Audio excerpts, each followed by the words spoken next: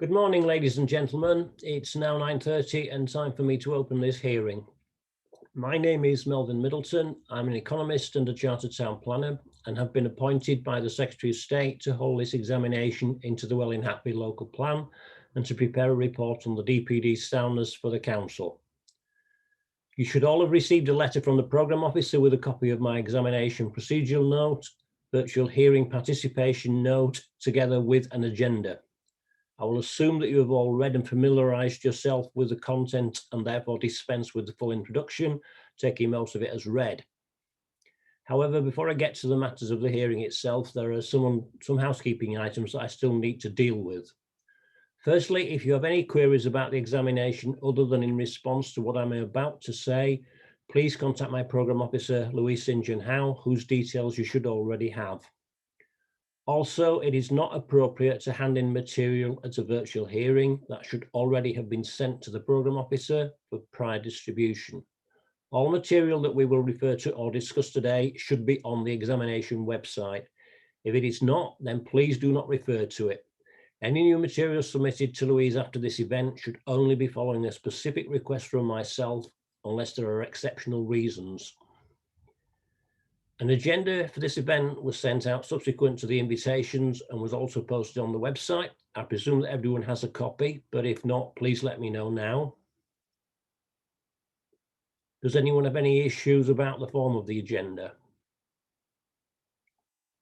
I'll leave the event and guide the proceedings, inviting particular people to speak to the matters as we proceed through the agenda. You should not attempt to speak unless invited to.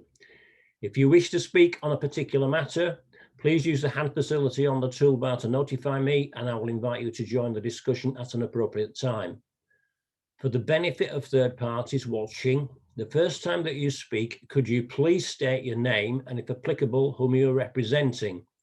When you finish speaking, the programme officer will turn off the hand facility for you, but please remember to turn your microphone off yourself when you finish speaking. That helps to reduce static interference when other people are speaking.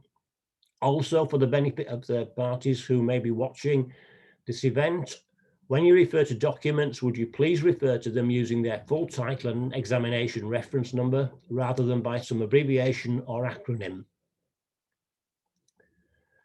This session will examine a group of sites in Welwyn Village, Welwyn 1, Welwyn 2, Welwyn 6 and Welwyn 15.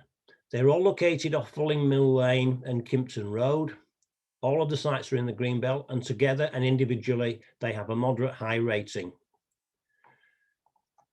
These sites are potential additional residential sites that have passed the council site selection tests, but have subsequently been rejected by council members.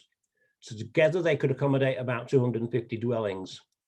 They're technically exception sites. I'm examining them because the council has to date been unable to recommend sufficient sound housing sites to the examination to enable to meet its full objectively assessed housing need.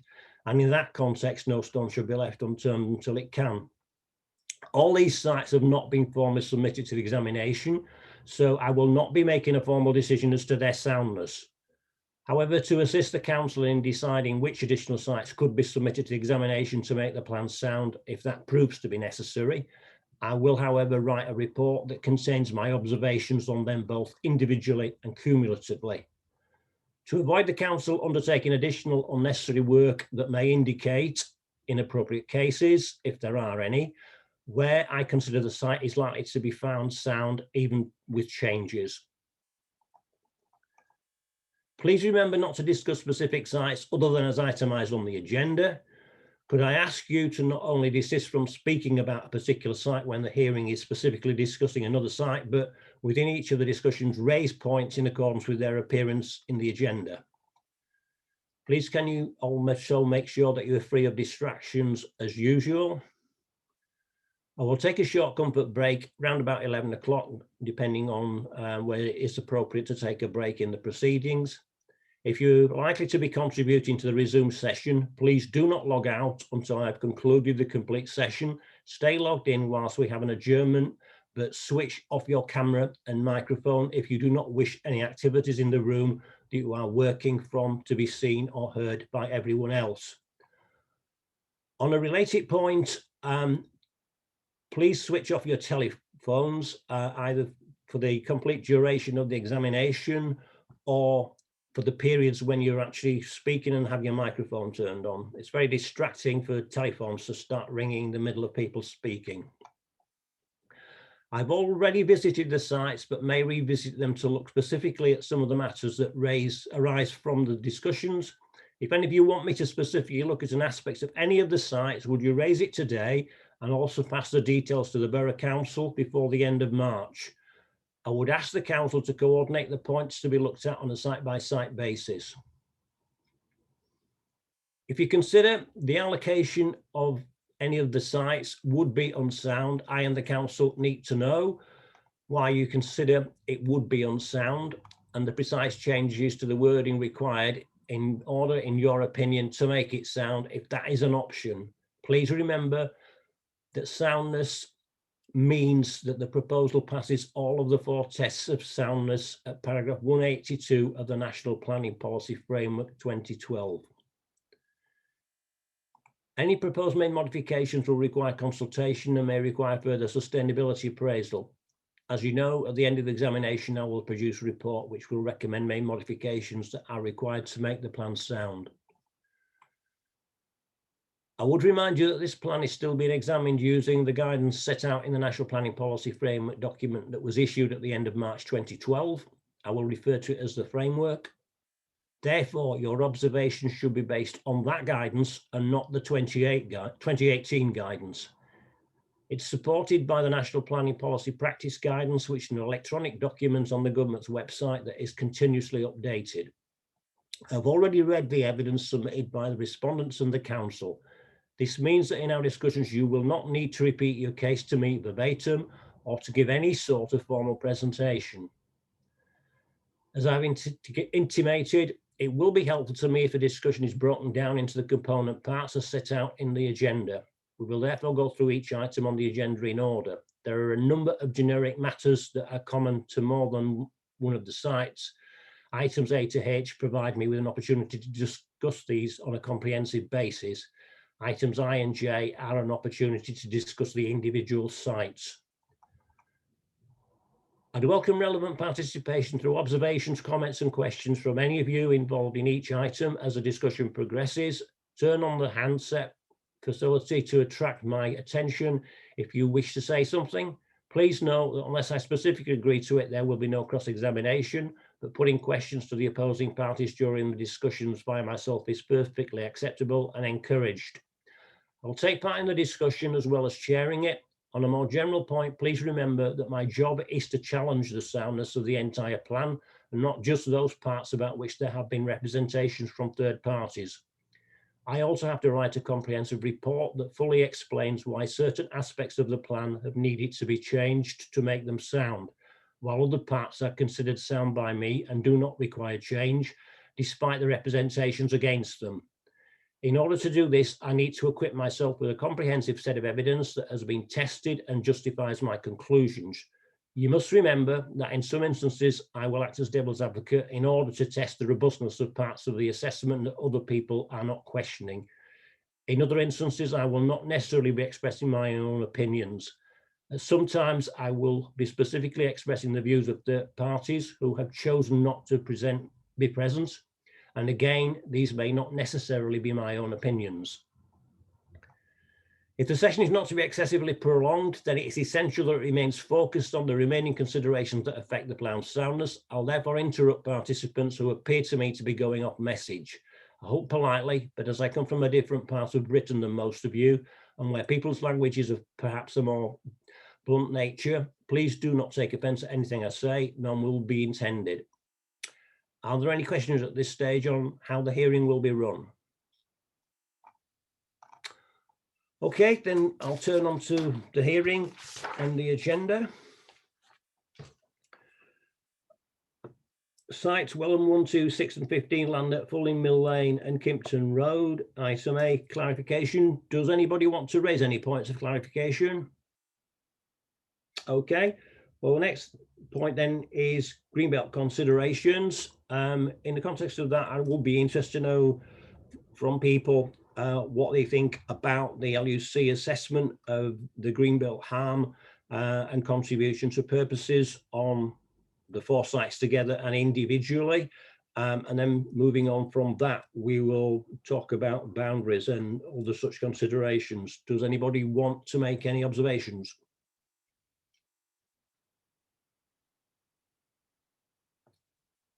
Mr. Skidmore.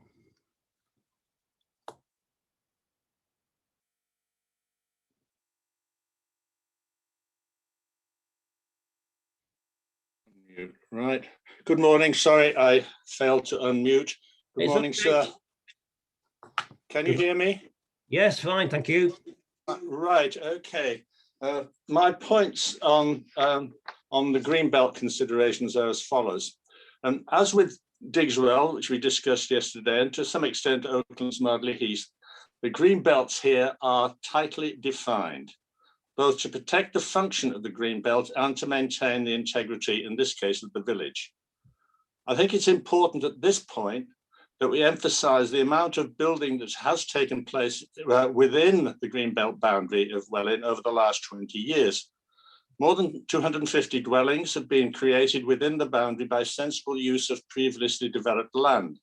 And in addition, there's a further 200 units that have been created at the Frith, the development site to the south, not contiguous with the Greenbelt boundary. The reason for highlighting this are twofold. First, Welwyn has made a major contribution to the increasing the housing stock of the borough. After Welwyn Garden and Hatfield, it is the third largest contributor to housing growth. And second, all of this has taken place, with the exception of the Frith, within the Greenbelt boundary. Now, in the area we're talking about today, about a considerable part of the boundary is contiguous with the boundary of the Welwyn Conservation Area, involving the immediate vicinity, the Grange, Gessons, and the Manor, all listed buildings. Could you leave that till we come on to heritage? I'm interested to know. Oh, of course, yes, sorry. Okay, we'll do. Do apologise. I understand it. They overlap. Okay. I'm interested to know what your views are on the LUC Greenbelt assessment. Well, moderate to high is, in my view, on the low side. If you take the individual sites, then you can argue that one is higher and one is lower. But taking them as a whole and where they are, I would say, and we would say that the assessment should be high.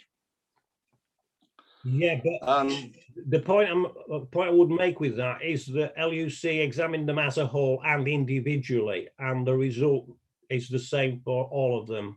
Together and individually, it's moderate high. Okay, in that case, I know they're the professionals. I'm not. All right. It's an opinion. It's not nothing more than it can be nothing more than that.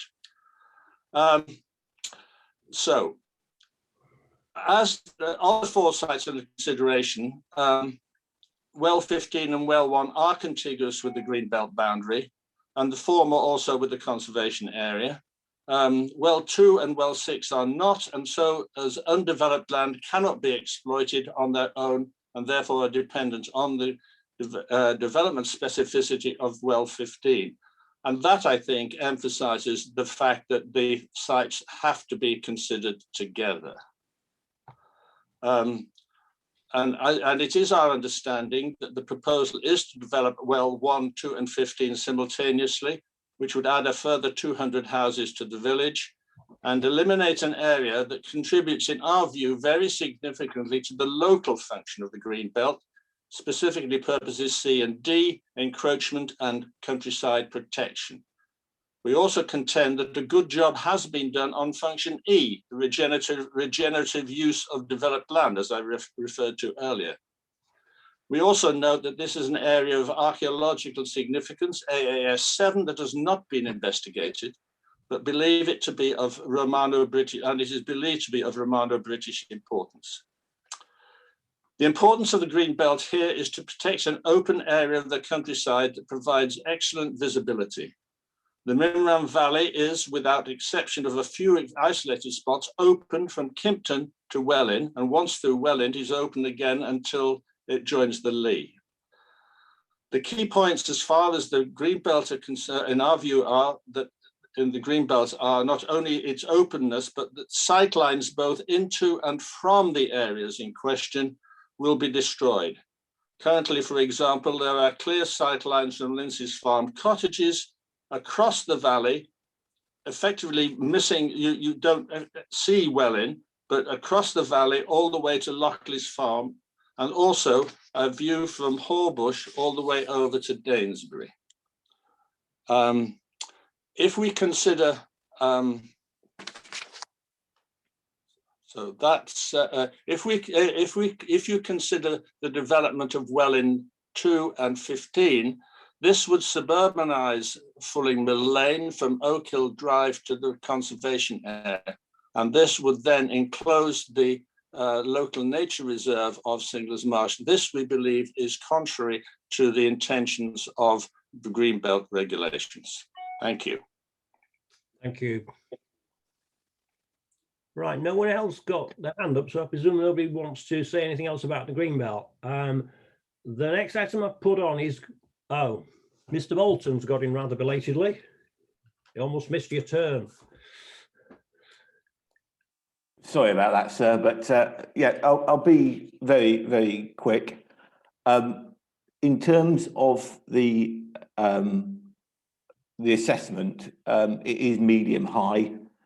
What we've highlighted in our evidence to you, and we've repeated it in our submission in table 2 of our submissions to this session, is that when you look at a range of the potential Greenbelt releases around Welwyn and indeed elsewhere, a lot of them, if you like, score the same across all the criteria, with, if you like, encroachment to the Greenbelt being the one that has where there's identified a significant effect.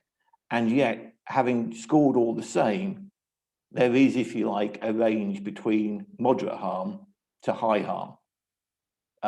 Therefore, while they might score the same, there is a professional judgment being undertaken, if you like, on what encroachment means.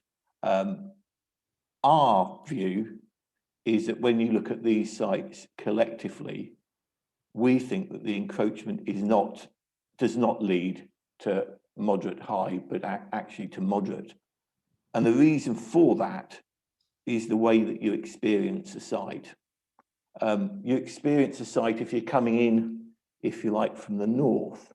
You come down Kempton Road, where actually before you get to the site, you come across some individual dwellings and then a row of dwellings before if you reach the corner where you see the site. And then when you see the site, if you like, with the new estate which represent the boundary to Welwyn up on the ridge line. So it has, if you like, as you come into the area, it has, if you like, indicators of urban development. If you come out of the site, and I know you've been to the site, you've been around the site, as you come out of Welwyn and past the site, you come down Fulling Mill Lane, and again you have a small development of Riverside on the left, you have the church on the left, and then you have a dwelling on the right. Again, if you like, you have that urban influences, if you like, which we think, taken together, decrease the level of harm that's been identified. But notwithstanding that, we note that even at moderate to high, sites of a similar harm have already been allocated and already been found sound. Oh, look, all of a sudden other people want to talk. Oh, thank you. Yeah. Mr. Hager. Thank you, sir. I just wanted to add to Mr. Bolton's comments. I think the description he's given of the particular approach he's described is probably fairly accurate. I think it's fair to say that there's a much wider set of perspectives of the sites in question.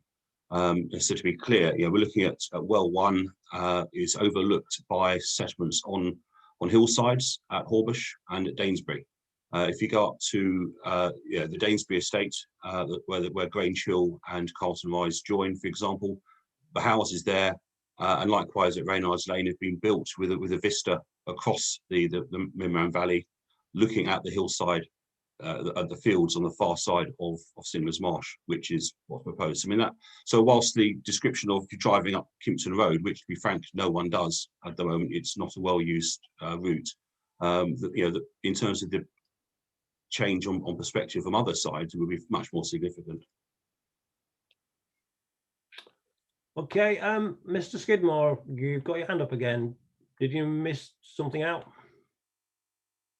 No, it really is to comment on Mr. Bolton's comment. This is not an argument that I wish to get into, but he's just described looking at Welwyn literally as a visitor. I'm popping in for the day and I'm gone tomorrow. If you live here, then you take a very different view of the landscape because you see it every day, literally in my case, because you see it every day, you take a very different view from somebody coming in to assess this for building purposes, perhaps to visit somebody.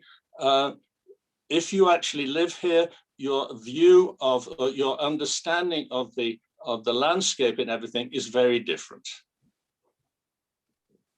Thank you. Okay, right, let's move on to the other aspect of the Greenbelt and whether or not there would be boundaries. The four sites taken together, if they were removed from the Greenbelt and developed, would have an interface with the Greenbelt along the western side of Welwyn 1.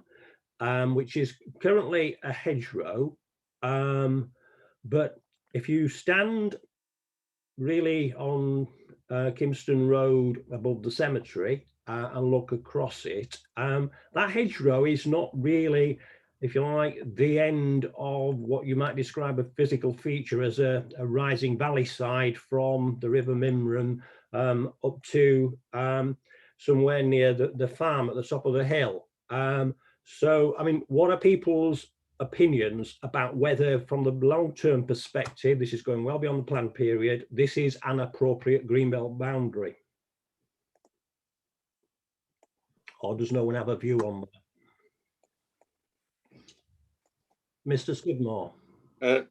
Yes, I'm afraid it's me again. I live really quite close to this, and if you stand where you're suggesting on the corner of Kimpton Road by the cemetery and look up, there is the vestigial hedge that you referred to, and you can look through that hedge to the next as the land continues to rise to the sight line there, which is probably 200-300 meters beyond where there is another hedge.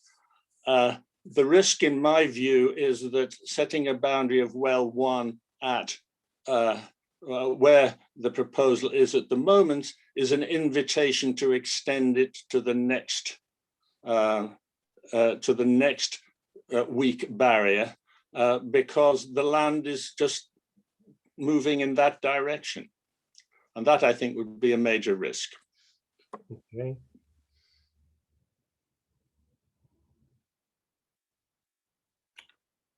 Anybody got any views? Oh, Mr. Bolton wants to come back on that. Sorry, just on that. I think you've taken, if you like, one specific location to look at. As you go down Filling Mill Lane, you get different views, if you like, of that boundary, and it becomes more prominent as you get towards where Filling Mill Lane then takes a right hand and goes northwards.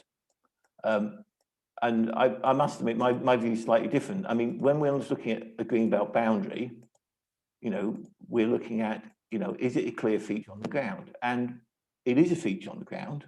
It's clearly a feature on the ground. You can see it. It has a number of openings within the hedgerow, which have been made in order to facilitate getting larger combine harvesters through. But I think if one takes the approach that has been taken consistently in this plan, and that's an important point, it's a consistency. Firstly, you look at the EX223, which dealt with Greenbelt boundaries in particular. What that said about this boundary was it was a boundary, and it was a clear minor weight in favour of the site being identified. And what we know, because we've been through that exercise, is that even when there's weight against, if you like, not in favour, those sites have still remained allocated and have been found to be sound. So on that basis, it meets the criteria for a Greenbelt boundary. What I would do, because also it's the clear approach of the council, is it's the approach of the council that one does not look at just at the existing boundary, because in that case there's certain allocations which have no boundaries at all at the present time. They've been found sound, and they've been found sound on the basis that the boundary can be mitigated.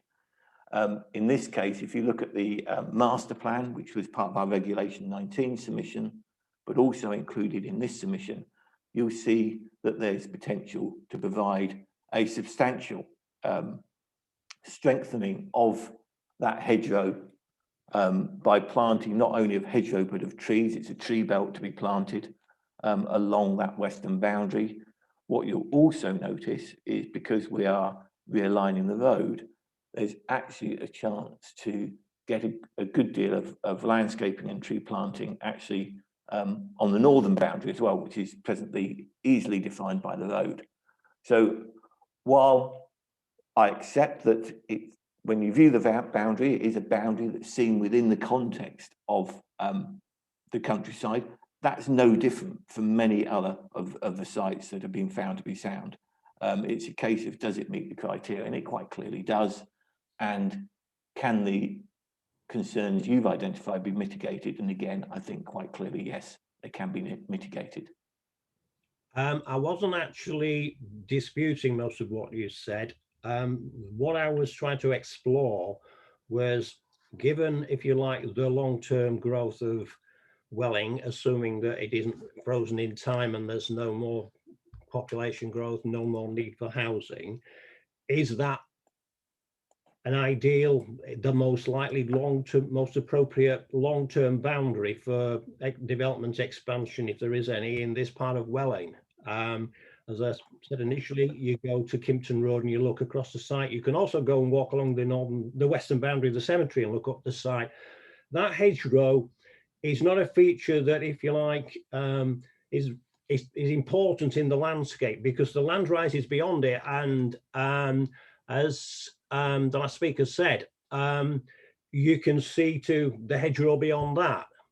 So my only point in making it was basically to see what people's views were as to whether, from a long-term perspective, this was, if you like, the appropriate limit to development, assuming development, was to occur in this direction. And that obviously has bearings from the sort of boundary that you will put onto the site. If it's going to be cleared away in 30 years' time, then you wouldn't want to be planting an enormous woodland there, would you? Okay. Sorry, I misunderstood your point then, sir. I apologise for that.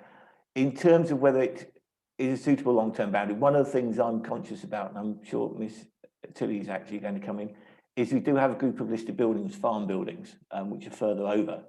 Now, obviously, where the boundary is at the moment, we've got a significant standoff from those farm buildings, which would, if you like, retain, if you like, their character and setting.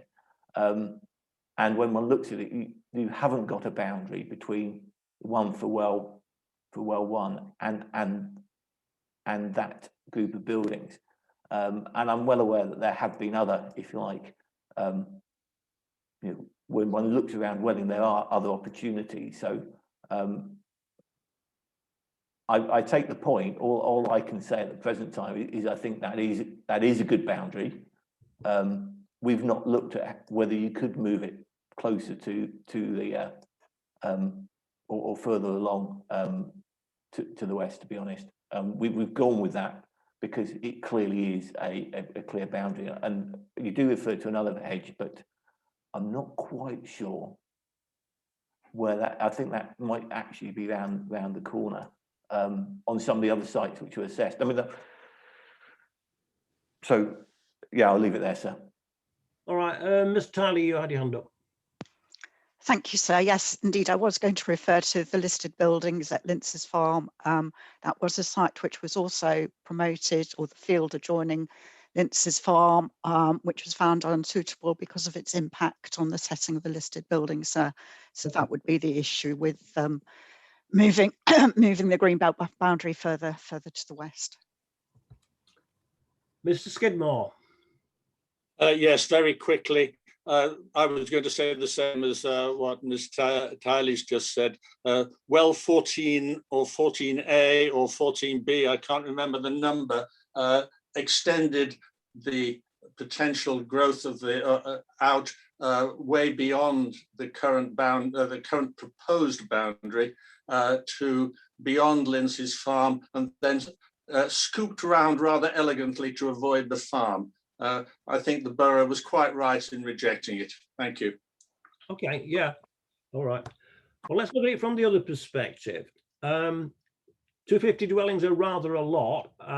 It's up to the council at the end of the day to decide what is appropriate for Welwyn as compared to the other villages.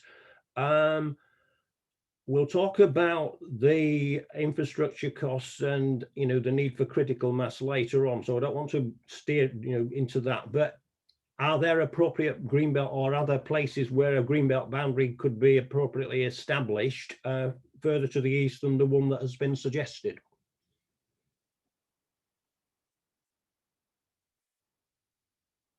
If no one wants to comment, that's fine. I'll move on. Okay. Item C is Green Gap.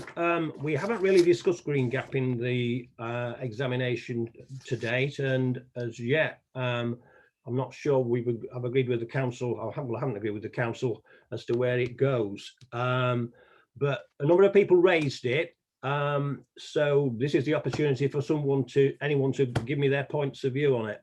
Mr. Bolton.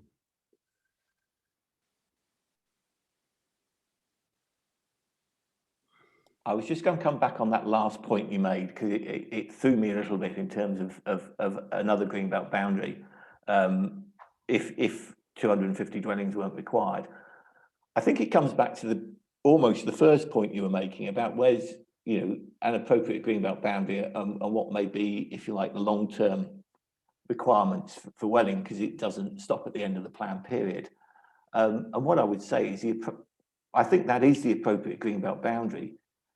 The degree to which the land released from the Greenbelt is developed within the plan period is something that could be considered in that respect, because it doesn't necessarily all have to be development. And indeed, if you look at our master plan, there's a lot of open space planned within it, but that is a master plan for the whole area, which delivers about 250 units. But I think there's two things. It's where's the appropriate Greenbelt boundary, and it doesn't all have to be developed if that would be a decision. But our view is you need all 250 actually to meet the OAN. So, and this is a good sustainable site. I have got points to make on the Green Gap. Well, let's just finish, see if Mr. Scudamore wants to say something about the Greenbelt, then I'll come back to you. No, sorry, it is Green Gap that I would like to talk about. Okay, thank you. Well, then, Mr. Bolton, you carry on, please.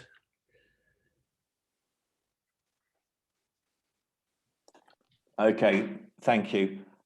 In terms of the Green Gap, obviously it's not a plan policy. We've not addressed it for that reason. It's not a feature in government guidance in terms of maintaining green gaps.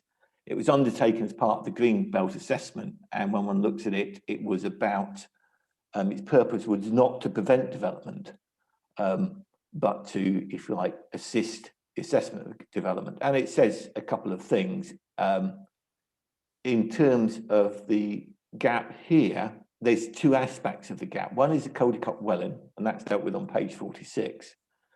And it says Caldicot is clearly a separate settlement, despite the river development.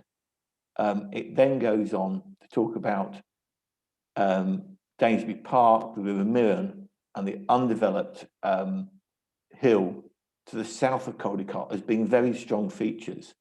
And of course, those very strong features aren't impacted by the proposal we're discussing today. What the Green Gap identifies is that the risk, if you like, is further scattered development along Caldicot Road, which is, if you like, the main road joining the two settlements, and not, if you like, the development of this site.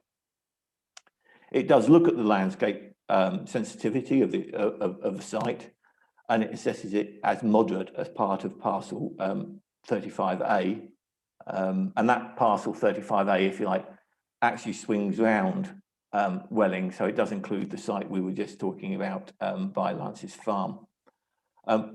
What it does say is it says improvements could be made to the area by including semi-improved grasslands and restocking and gapping of hedgerows and planting of copses, all of which, if you like, can be assisted, if you like, by the delivery of the site we're talking about.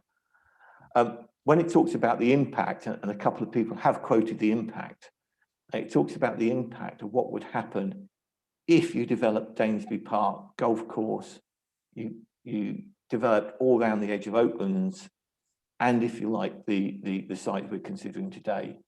What it says is if you developed all of those, then Danesbury Park might become a park within an urban area. And of course, Danesbury Park is not next to our site, it's across Singlers Marsh, and so it's to the northeast of our site. And the risk there is, if you like, the gap between Welling and Oaklands, which of course Oaklands is the other side of the M1 to the northeast of Welling.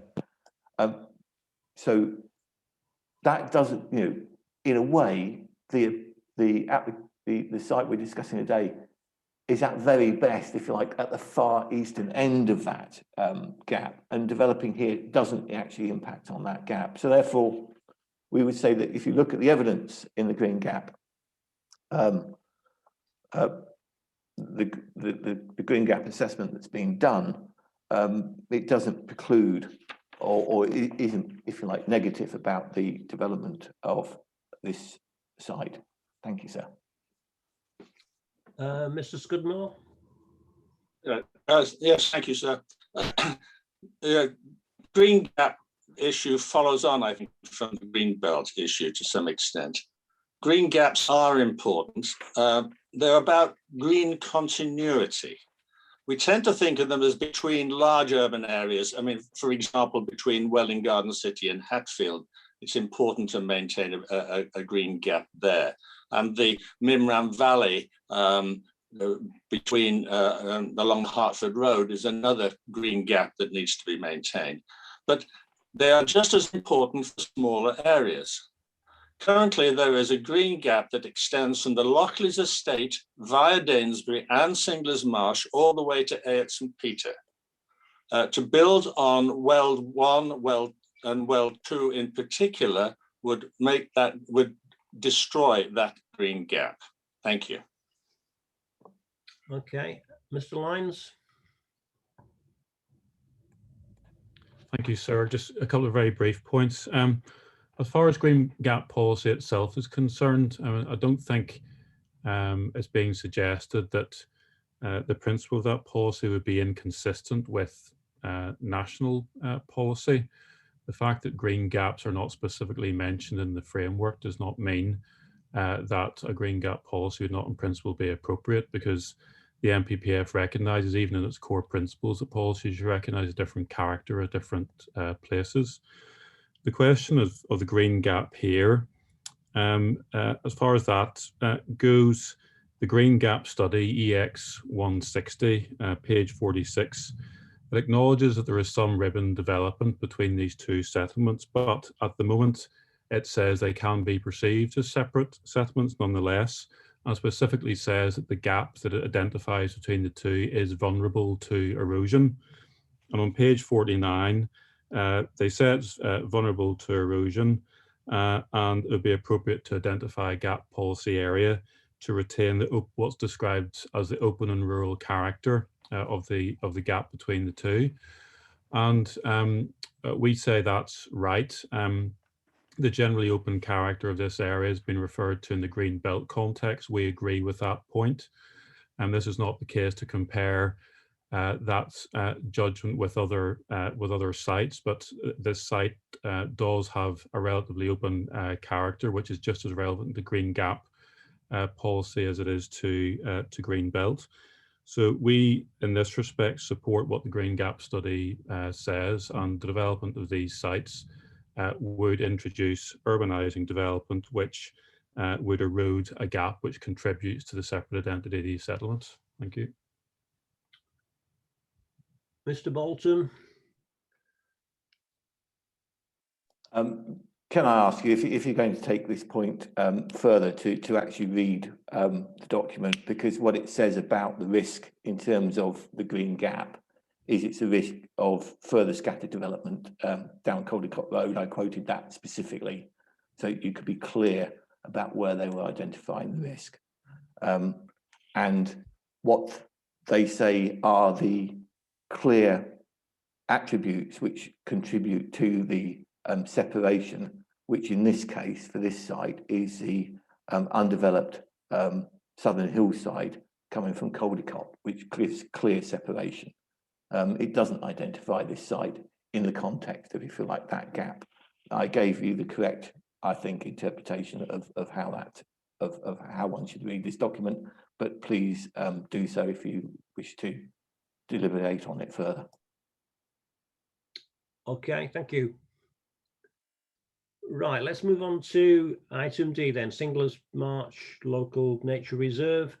I suppose there's two aspects, well, a lot of aspects to it, but two significant ones. There would be a requirement to put a new road bridge adjacent, presumably, to the existing road bridge at the eastern end of Singlers Marsh over the River Mimram, and there would be a requirement to take an area of land, a narrow strip of land along part of its southern boundary next to Fulham Mill Lane, to make Fulham Mill Lane a road that was of an appropriate standard for the proposed development. What I'd be interested to hear from people is to what extent the loss of a area of land at the very eastern edge of the land would impact on the wider nature reserve, and similarly the loss of a strip of land for the road would impact on the nature reserve. And it obviously impacts because it's taking land, but just how valuable is that land to the nature reserve? And is it possible to mitigate against it, and even go further than mitigating that harm, actually improve the nature reserve? Mr. Hagar. Thank you, sir. There's quite a lot of issues to unpack here. I will try and be brief. Yeah, okay. One of the problems we've got with the process so far is there hasn't been actually any consultation about using the land of, part of the land of Singlers Marsh for the purposes you mentioned. Quite a lot of the submissions over the last couple of years from various agents have used words which have been helpful for their own positions in terms of describing, particularly responding to individual sites, but no one's ever looked at no one's ever been asked to look or provide formal opinions about the effect of taking some of that land away in the way you mentioned. And there's a reason for this. It's a process issue, which is that the need to take a slice of Singlers Marsh and to expand the bridge capacity only came into the public domain in January of last year in the response to the 2019 call for sites consultation.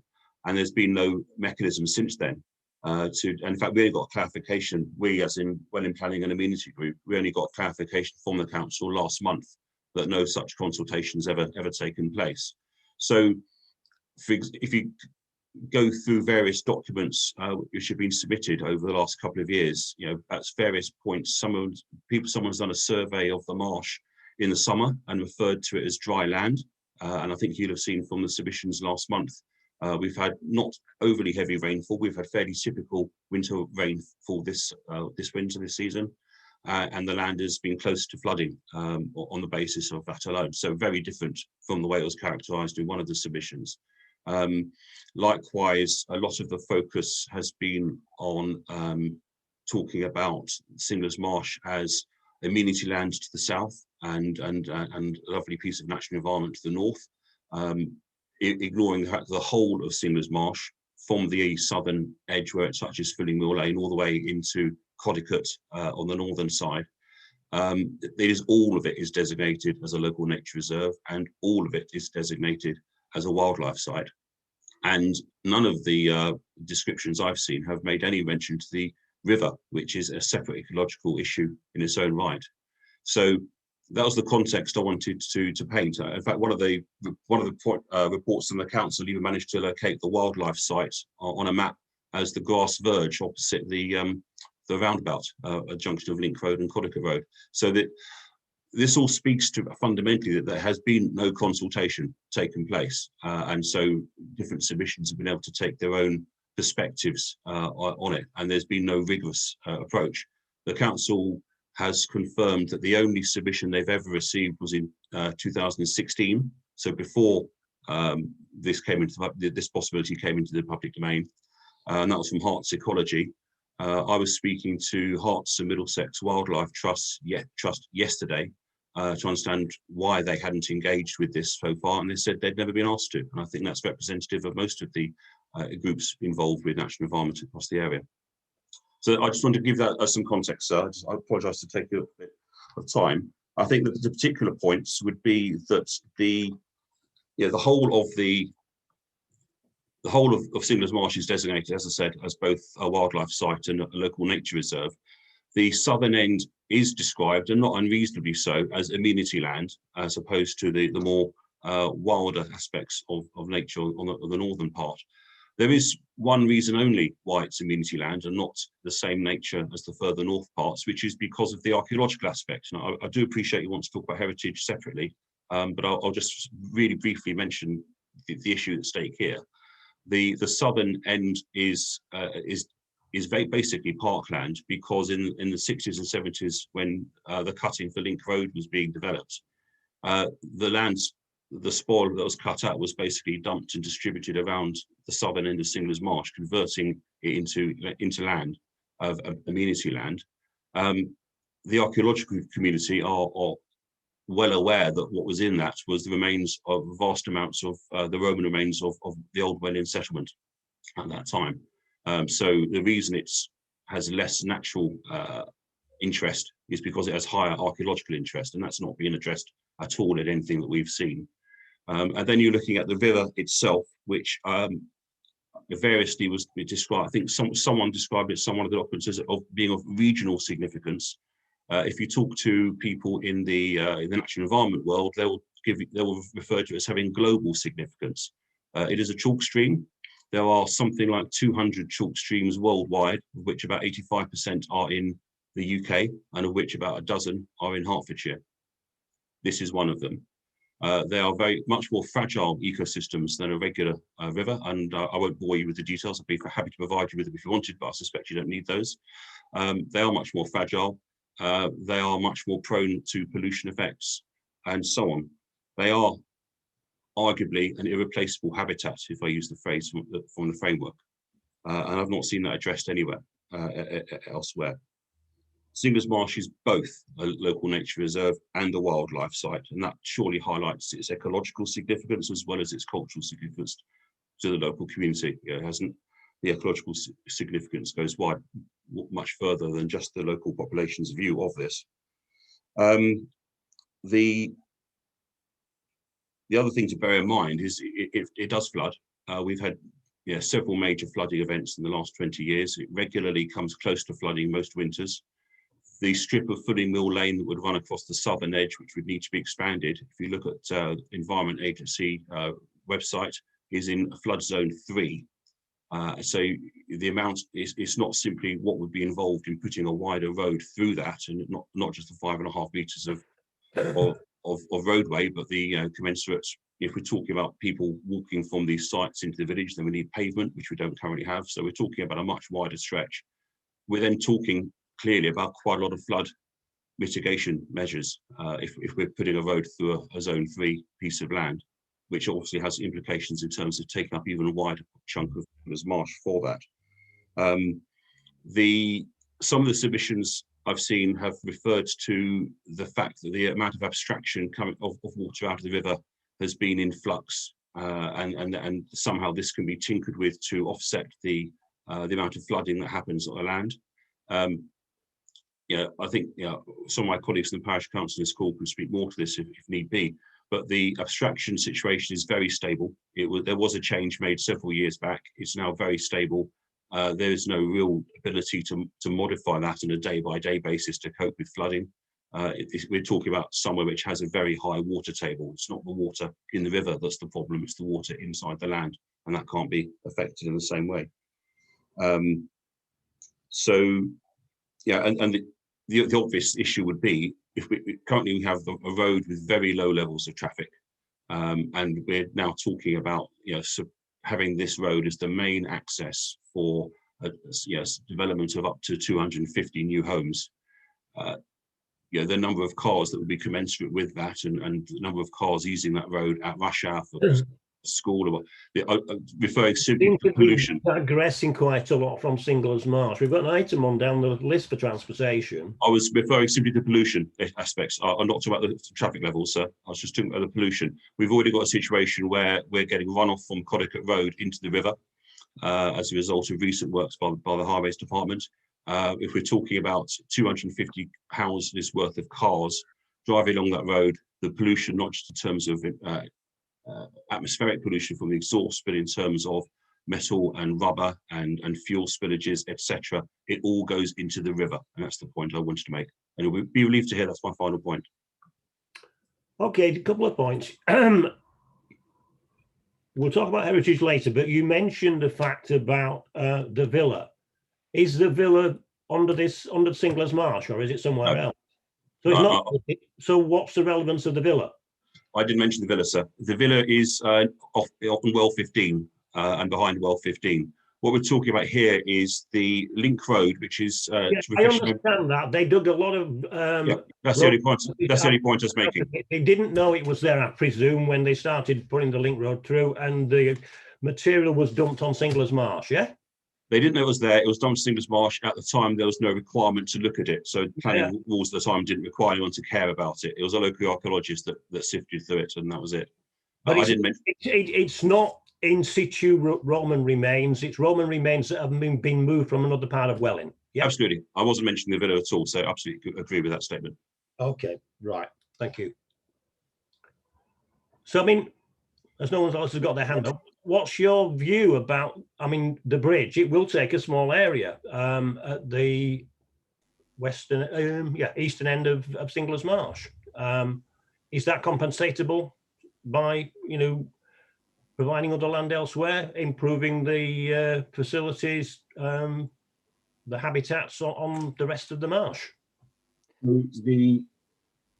Excuse me, sir, I don't have a hand raised facility, so I'm afraid I'm doing this manually. Well, I was actually asking Mr. Hagar. I did notice you were raising your hand. Sorry. If I were quick go, then I'll let David fill in, because David's working with me on this, sir. Is the land compensatable? Well, there's no obvious land elsewhere around that's contiguous with the marsh that could be added back in. So we're talking about any compensation would come elsewhere in the village. So I can't see that happening. yes, this particular piece of land is amenity land, so therefore it could be compensatable, but the river, of course, is irreplaceable. So in that sense, that any potential damage to the river, and I mentioned earlier the pollution aspects, there's also issues in terms of increased shading of the river, by putting a wider bridge, an additional bridge. You are directly affecting the ecology of this river in a way which it cannot be compensated for. Okay, Mr. Cheek. Thank you, sir. Just further to that point about the river, I mean, currently there is only one stretch of the river, which is just in Singlers Marsh, which is available for the public to get close to the river and is indeed safe enough to get into it. And it's about 76 meters long. Doubling or more than doubling the length of the bridge actually reduces that amount, so that public amenity of being able to get into the river is severely reduced. The other point, though, is by doubling the size of the bridge, that it doubles the size of the dead spot that's in the river. And currently a lot of work is being done in order to try and improve the quality of the river, and both the increased shading and indeed, as Mr. Hagar mentioned, the increased runoff that will come from both traffic in approaching the junction from Filling Mill Lane and indeed from Codicut along the Codicut Road will increase the damage on that. What I would also say, I happen to be part of the Affinity Water Customer Challenge Group, and one of their longer term plans actually is to turn off totally the abstraction from Filling Mill. Thank you, sir. Well, turning the abstraction off from Filling Mill, how does that affect what we're discussing? What it means is that they will no longer be, potentially no longer be able to manage flood risk by increasing pumping. Well, I'm presuming that that's all been taken into account in making their decision. And it's really separate from, you know, what happens to the land to the south, isn't it? Not entirely, because the pumping that takes from the aquifer actually spreads out in a bowl underneath where the pumping is taken from. So it does actually impact on the southern end of the marsh as well. And I appreciate that's a recent decision made by Affinity Water and actually yet to come into the public domain. Okay, you mentioned that the bridge would be significant. I mean, is 5 meters in 6 meters significant, really? Well, it's about 10%. So, and it just reduces. Well, it's not even 10%, is it? You know, I mean, you know, do the maths. Yeah, okay. But I mean, yes, it is. It sounds a small amount, but actually in a relatively short space, which is the only space available, it is a significant amount. And that will reduce access. Okay. Thank you. I mean, you've not really mentioned the wildlife ramifications of it all. I mean, is it fair to say that the eastern part of Singlers Marsh is really a recreation ground rather than a wildlife site?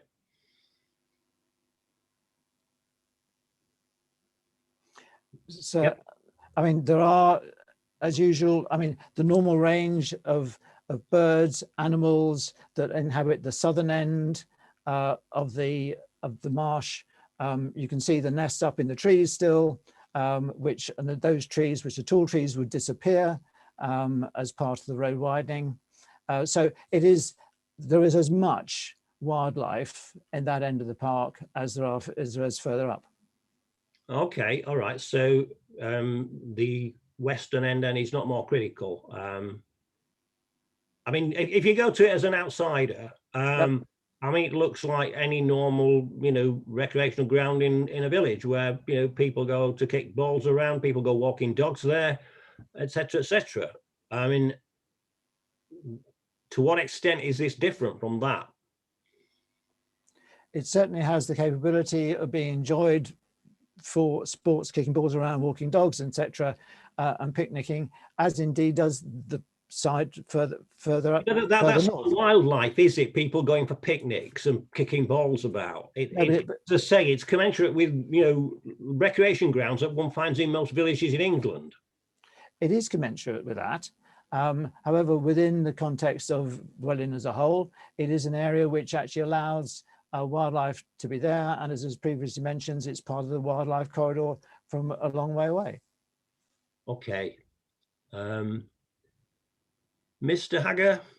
Yes, thanks, sir. I just want to come back on a few of your points. The bridge, I don't see any reason why the bridge would be anywhere near as narrow as 5 metres. I mean, we're looking at the width of the road, the fact that at some point there has to be a bell mouth out onto Connecticut Road, so it may need that, may or may not, that widening may or may not be to be part of the bridge itself. There's obviously whether you need a footpath along the edge of the bridge and the bridge infrastructure and etc. So, you know, in our submission, we estimated at least 9 metres, and also there's a question as to whether it can go immediately adjacent to the current bridge or whether, because of existing infrastructure in place, particularly electricity supply, which I don't know if you've been to the Singlers Marsh yourself, so when you visited the sites nearby, but there's some photos and so on in our submission.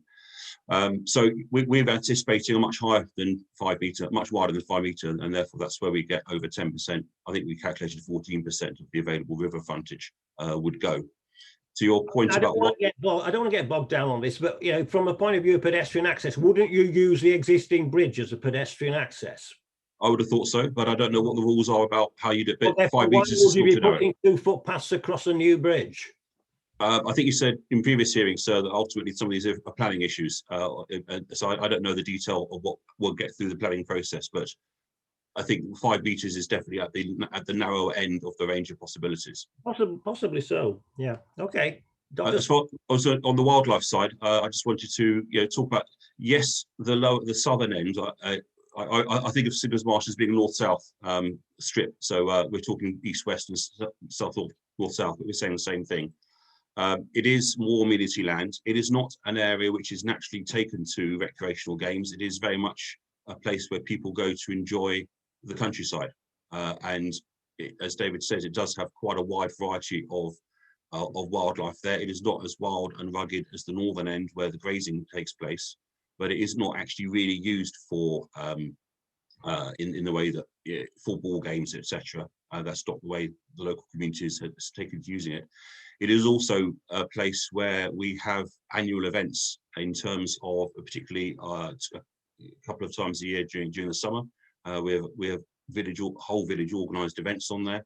And taking any of that land away, taking a 10-metre strip away from fully to put a wider lane in or whatever it might be, would significantly reduce the amount of available space for village events. Okay, Mr. Skidmore. Thank you, sir. The one thing that we haven't mentioned as far as Singlers Marsh is concerned is the drain. I don't know, in the parish council's recent representation, we dealt with it in some detail. This is an old established drain or channel that runs through the lower part of Singlers Marsh and floods every year. Its function is to help drain the marsh, and it has been there.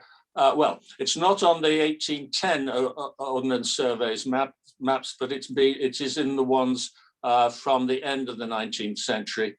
That drain, as it approaches the river, would, in any road widening or bridge construction, would be eliminated. And that is would cause significant problems to the water level in the lower part of Singlers Marsh. So if there is any road widening, if there is a new bridge, which would have to be situated to avoid the pumping station at the end of Singlers Marsh, if there's a new bridge, that would destroy the function and the function of the drain, and a new facility to drain the marsh would be necessary. Thank you. Why would that happen? I mean, surely with the Highway Authority, if the Environment Agents were involved, the Environment Agents, so they wouldn't allow that to happen. Well, at the beginning, at the bottom end of Fulling Mill Lane, you go over a narrow bridge, you then go in front of a pumping station. I don't know that it still functions because it tends to be boarded up, but there is a pumping station there. I don't know its function, whether it is sewage or or aquifer water, I don't know. Just beyond there is this drain. It is at that point about a metre from the edge of Fulling Mill Lane. There's no footpath or anything like that. It is about a metre from it. It then runs in a culvert underneath Fulling Mill Lane and comes out and joins the Mimram underneath the into the bottom of the garden of Riverside and Gessens. It's clearly functional, and removal of it or blocking of it would cause significant flooding problems. Well, you just said that it goes in a culvert under Fulling Mill Lane. So if Fulling Mill Yes. is moved, why can't it go under Fulling Mill Lane as moved in a culvert? It can go under the road as a culvert, but the extent, the length of that drain, and what we're talking, if I could describe it, it's the channel, right? It's an open ditch, isn't it? That's on the side. You're absolutely right. It's an open ditch, yeah. Right? Close to the road. Yeah, I appreciate that. Yeah, it functions as a drainage for water off the marsh, not just further up, but all the way down there, so that if you culvertized it, to put the road over the top of it, you would be eliminating as a drainage facility for the lower part of the marsh. I don't quite understand where you're coming from there. Sorry, let me. My apologies. Let me try again. The drain, okay, goes underneath Fulling Mill Lane just before the pumping station. Yeah, I saw it. Yeah, you know the area I'm talking about. Yeah, but before that, it's open and it acts as a drain there. Now that is the bit that will be compromised by any widening of the road. Well, why can't so you? It isn't just.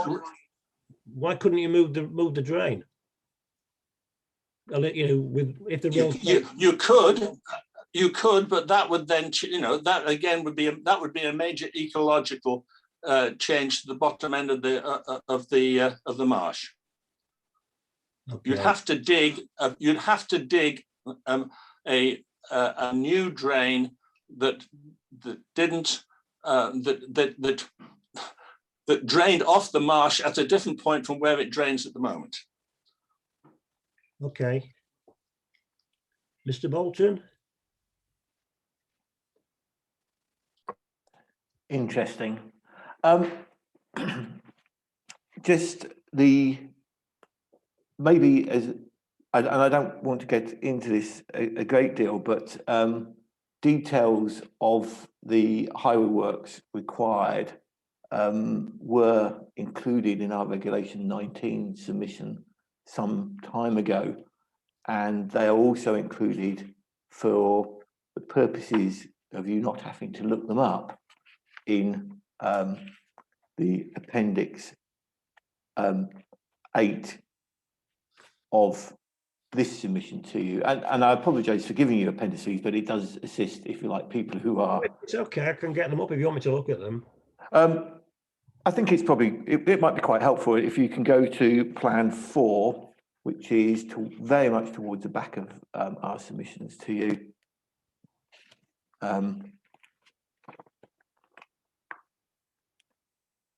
And all I would draw your attention to there is the extent, if you like, of the proposed highway as it's being moved across. And it does get wider at the bell mouth where the river goes underneath. That is correct. But you'll see in terms of where the pump house is, the road improvements actually don't go as far, if like, into the marsh as the present turning head for the pump house, which you can see quite clearly on the ground. That gives you an idea of the area we're talking about. in terms of the impact on the marsh, we have had a habitat stage 1 habitat survey done, as you would. That was done in 2015 and has been submitted to the council as part of our submissions ever since. Most recently, well, including at the regulation 19, which we believe is publicly available. That looks at the impact and mitigation and discusses, if you like, mitigation as to what is required. And they make the point that mitigation is not legal mitigation, but it's suggested in its mitigation that the developers would be happy to undertake. It includes, if you like, replanting of trees and hedgerows, and also, if you like, some inclusion of bat boxes and bird boxes within the development itself, and all that's set out quite clearly, if you like, in section 6 of the habitat stage 1 habitat report. I don't think we need to go on that. I've not seen anyone, if you like, take that report, or we don't appear to have any, we don't have any professional view contesting that report. And in fact, what we do have in the council's own submission, and this is in their response to this, in terms of their response 18 on page 6 of the council submission, they actually make it clear Hertfordshire Ecology have not objected to the site either. So it has that, if you like, the site and the impact has been considered in that respect. Just going to a couple of points, I agree with what you were suggesting, sir. A drainage ditch that runs serving the drainage of the southern part of the marsh can be incorporated into new highways design, as will, of course, proposals which, if you like, prevent road pollution going into river courses. Such an issue has been highlighted for a long time, and is my understanding a required practice of highway design is to prevent, if you like, such spillages occurring. And just lastly, in terms of the arisings which form, if you like, the lower part, or being spread across the lower part of Singlers Marsh, obviously, if work is to be undertaken, these are, if you like, scattered. It's scattered arisings. One could envisage that any development would require a condition which might well have a archaeological watching brief, which would allow those arisings, as they come out and become, if you like, new arisings, to actually go through a more rigorous search than was undertaken when they were actually placed there. So in some ways, that's a small tick in the box for this would be a good thing. Okay. Thank you, Sam. Mr. Hagger. Thank you, sir. I don't want to take issue directly with some of the points that Mr. Bolton's raised, but I think actually the diversity of views which are coming out of this conversation and reflected in the various submissions speaks to our fundamental point, which is the complete lack of consultation about this. I've already referred to the Herts Ecology report in 2016, which was produced before there was any discussion of what could be taking place in terms of development of Singlers Marsh. There has been no consultation since then at all.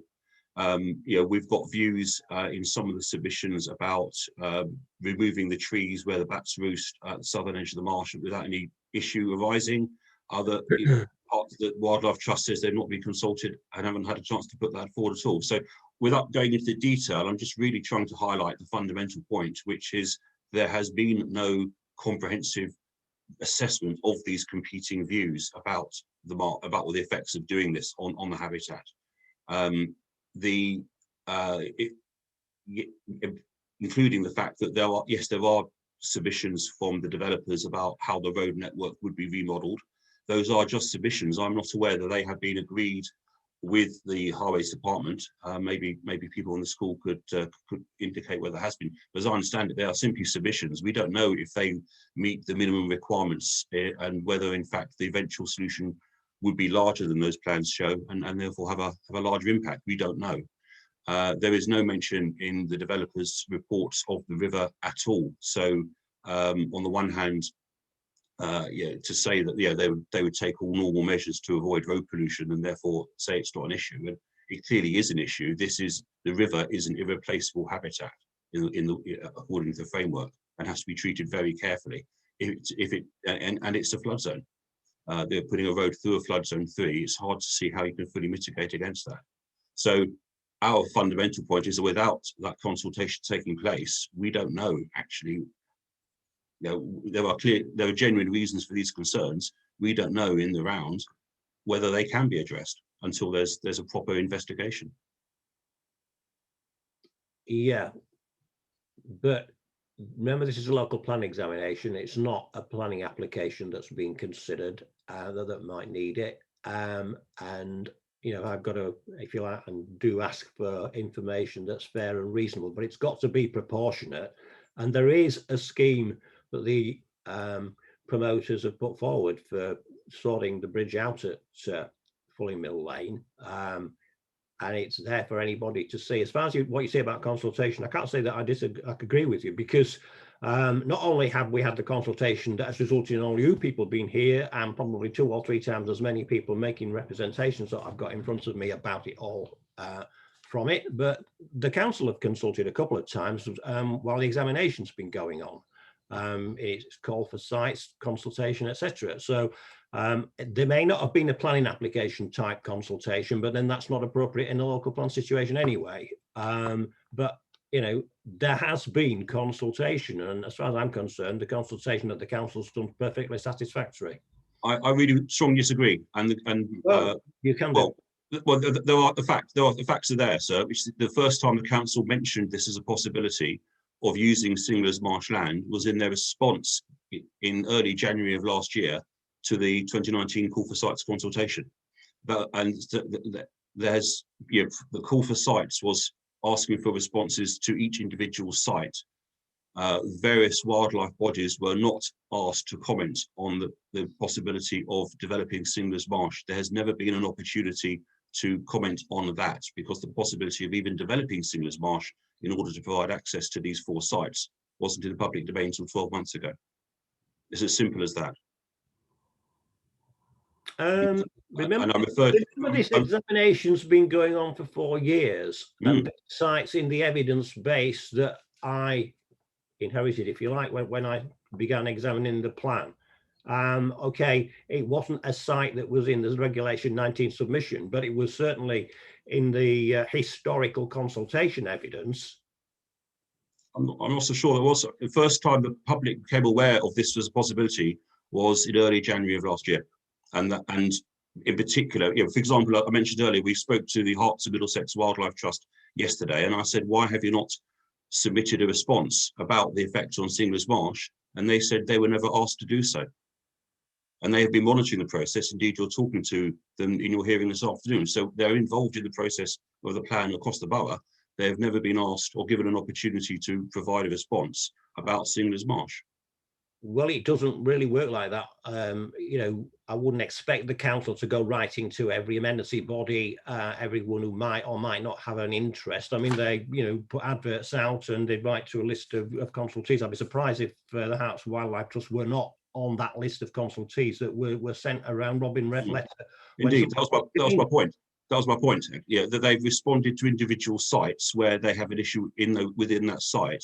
What we're talking about here is 4 sites where there is only one way in and out of the sites, and we have to consider the implications of that one and only route, and this is what we're talking about here in the Singlers Marsh part of this hearing. Okay, well, in other aspects of this examination, we've had representation from Herts of Middlesex Wildlife Society at numerous hearings, because they picked up that there are wildlife issues that they are concerned about and they want to put their point of view. I don't understand why they would pick it up on other sites that are in the plan and not this one. The reason I've already said so, which is that, if, for example, this afternoon's hearing, so the gentleman who's representing Herts and Middlesex Wildlife Trust this afternoon in the Lemsford hearing, I spoke to the very same individual yesterday, and I asked him that very question. And he said they have been invited to respond to individual sites. So they don't have a comment about well 1, 2, 6 or 15. They do have major concerns about Singlers Marsh. And because Singlers Marsh is the one and only way of getting traffic in and out of those 4 sites, it's relevant, but there's never been an opportunity there's never been a consultation request about the effect of developing Singlers Marsh.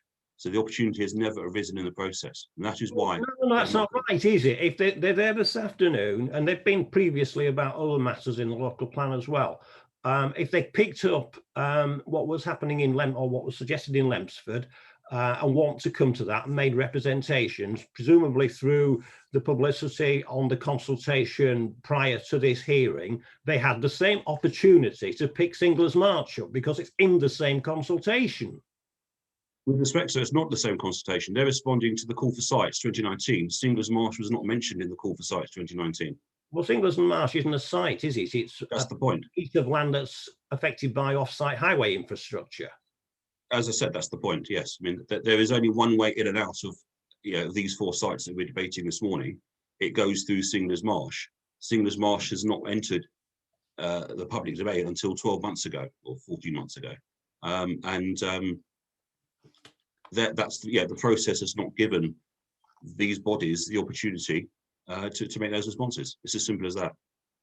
Well, let's ask Mr. Bolton. When was your highway design, for example, or other information concerning the ramifications of Single Marsh actually submitted by you? It was submitted on a number of occasions. It was submitted together with the habitat assessment as part of the Regulation 19 submissions. Reg 19s were, it seems a long time ago. It's 4 years almost. Yeah. No, it seems a long time ago. Yes, but full details, and again, the full. We've repeated those full details again here, and we tend to do that as a way of making sure people don't have to always look back. But yes, it's been over 4 years. I'm just looking at an earlier letter we sent to we sent to the council in November 2015. Which was looking at the SHLA and the response to the SHLA at that time, and we included a plan showing the highway works on page 6 of that letter. So yes, this has been as far as we have been able to, and it's a process. As far as we've been able to, we've been fairly open with what is required, and have had conversations, if you like, with county council highways. The road design's been done in order to comply with what is normal requirements, and that's resulted in the fact that there are no adverse comments in terms of the highway design as presently presented from the county council. As you say, if this becomes an allocated site, it would be part of proposed modifications, and all these details will be subject to further public consultation and scrutiny. I hope that helps, sir. Yeah, you want to come back, Mr. Hagger? Yes, I just went on the very specific point of the dates of these submissions. I keep coming back to the fact that the public only became aware of these issues in January of last year. Irrespective of what submissions might be made directly to councils, I'm not disputing that at all, in terms of having had an opportunity to provide alternative views, particularly to challenge some of the statements in the various habitat assessments, etc., which are not a 360-degree view of the situation at all. That opportunity is what I'm saying hasn't been available, and that's why there's not been a diversity of views available to challenge this. Well, I mean, forgetting what Mr. Bolton was talking about prior to submission, there was a major consultation undertaken in 2019 Now, Mr. Bolton says that the information that you're referring to was available way back in 2015, 2016. Certainly would have been available in 2019. So if it was available there and, you know, everything was consulted upon, why was it not possible for people to pick it up if they looked in the right place? Well, I led a major activity on behalf of the community in 2019, and this had not come to our attention at all. Maybe there are other people on this meeting who can provide some information about what was and wasn't public. Well, we did not come across it, and you know, I engaged with, you know, I got somewhere close to 2,000 signatures on petitions, and our group engaged across the community very widely. This never came up. It was a genuine shock to the community in January of last year when this possibility came out. Most of our responses in 2019. No, the consultation was before January of last year. That's what I'm saying. So in 2019, that's where we led a community-wide activity on this. Most of people's responses were saying it's crazy putting these sites in, these 4 sites in particular, because there's no way Fulling Mill Lane can cope with the traffic. That was the gist of a lot of the responses at the time. In January 2020, when the council published its response to the 2019 consultation, that is when the community first became aware of these issues, and the likes of the Hearts of Middlesex Wildlife Trust and others did not have an opportunity to give an opinion about the effect of putting a road through Singlers Marsh. They had opportunities to talk about the effects of developing at the individual sites, as they've done with the other hearings that you mentioned earlier, but they've not had an opportunity to comment on the effects of putting a road and a bridge through Singlers Marsh. But you said you became aware of it in January 2020. That was when the council published its response to the 2019 consultation, and that was the first public reference to this. All right, so that's 14 months ago. And we've been working on this ever since. So why, you know, when the responses were put into this consultation that led to this hearing, didn't the Hearts and Middlesex Wildlife Trust put representations in on this site? Because they did put representations in on other sites. One of them's at Lempston. Indeed, we asked them the same question. Yeah, to some extent, I could only repeat what they told us, which is they take a view of looking at individual policy. They were not alerted by the consultation process to this being an issue. It took us 13 months from January of last year to last month to get clarification from the Borough Council that no consultation had indeed happened, because there were some accidentally misleading statements made publicly last January, which we only got cleared up, and they're included in our submission to you. We only got this cleared up last month. All right, Ms. Talley's got a hand up. Perhaps she can put some clarification on all this. Thank you, sir. It was just really to set out what was in the public domain when, as it were. So the site has been promoted to us over a number of years. So in the first 2 schlars, the site was found unsuitable on the basis of road access. The promoter of the site submitted further information, including the road widening proposals in 2015. The Strategic Housing Land Availability Assessment, which was published in 2016, refers to access proposed from Fulling Mill Lane associated with the construction of a new road bridge over the River Mimram adjacent to Singlers Bridge would remain and then be used for cyclists and pedestrians. Concept includes an access road to be constructed within the site to run alongside Kimpton Road.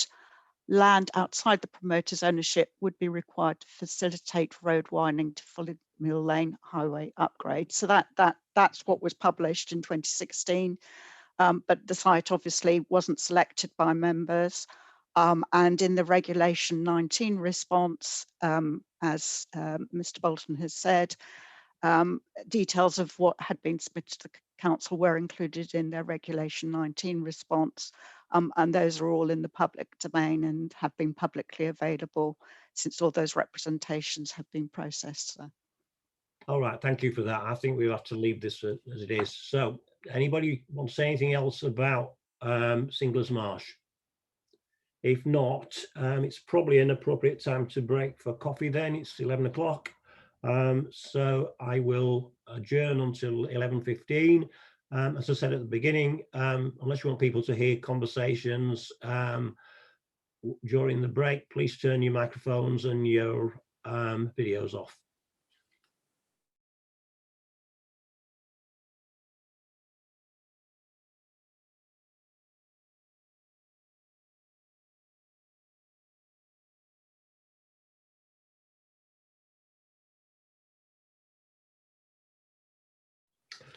Welcome back.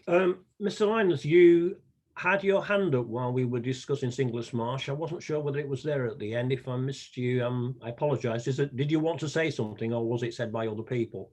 No, sir, thanks for asking. I don't need to make any further comment at this stage. Okay, thank you. Right, so let's move on to heritage. Heritage is primarily about Welwyn 15, but there are obviously wider ramifications that people have touched on in evidence. And we will be having a brief discussion about Welwyn 15 towards the end of the hearing. But if people want to raise general heritage considerations about the development of these 4 sites, then now's the opportunity to raise them. Oh, no hands are going up. So if we move on to transportation, oh, Mr. Lyons has put his hand up now. Sorry, sir. Just to highlight, I'm sure you're aware, just to confirm that the council in their representations referred to the Historic England response, where, as we understand it, was concluded that Well 1 and 2 could have adverse views out of the conservation area, and Well 15 is the closest site to the area, which they consider is likely to make a positive contribution to the area. And they said that resi development was likely to have a considerable and negative impact on significance. So we just ask you to bear in mind, in terms of, thinking about the constraints that are building up when one's considering this site. We've looked at green belt, green gap, degree of uncertainty over ecology. And now we have, apologies, and now we have heritage being raised by Historic England. I'll just ask you to bear in mind that these are fairly extensive highway works, in particular, involved very close to the conservation area. I think looking over 400 metres worth of highway works, loss of tree, new build, street lighting and so on. So we just draw that to your attention in heritage terms as adding to the list of constraints this site needs to deal with. Thank you. Okay, Mr. Hagger. Yeah, thank you, sir. I just wanted to, I'll be brief because I'm sure you've heard enough of my voice the last few minutes.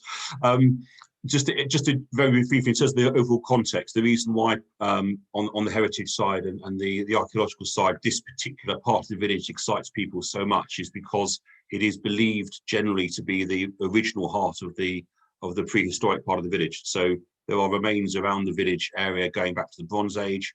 There are pre-Roman remains which are on display in the British Museum in the main galleries, which have been discovered around Welwyn.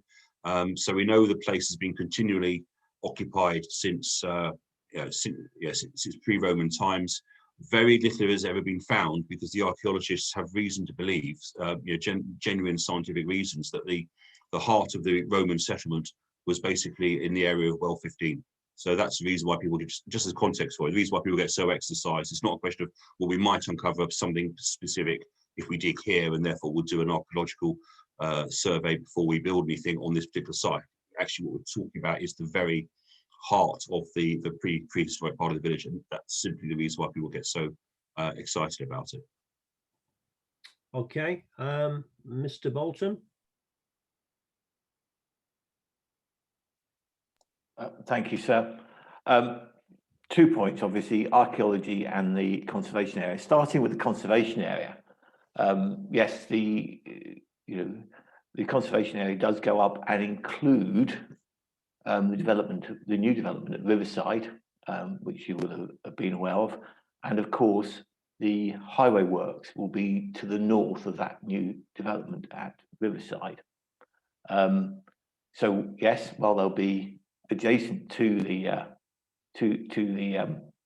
conservation area, the context of the conservation area at that point is clearly determined by the buildings of Riverside, not by the more historic core of the conservation area, which is, if you like, the core of along the high street. And what one sees when one looks at the conservation area is the conservation area has had new development taking place within it. So it's not in itself a reason to prevent new development. And looking at, it's probably worthwhile if one looks at the Historic England comment, which has been referred to, where it says it well 1 and 2 could, not would, could have an impact, and the impact potentially of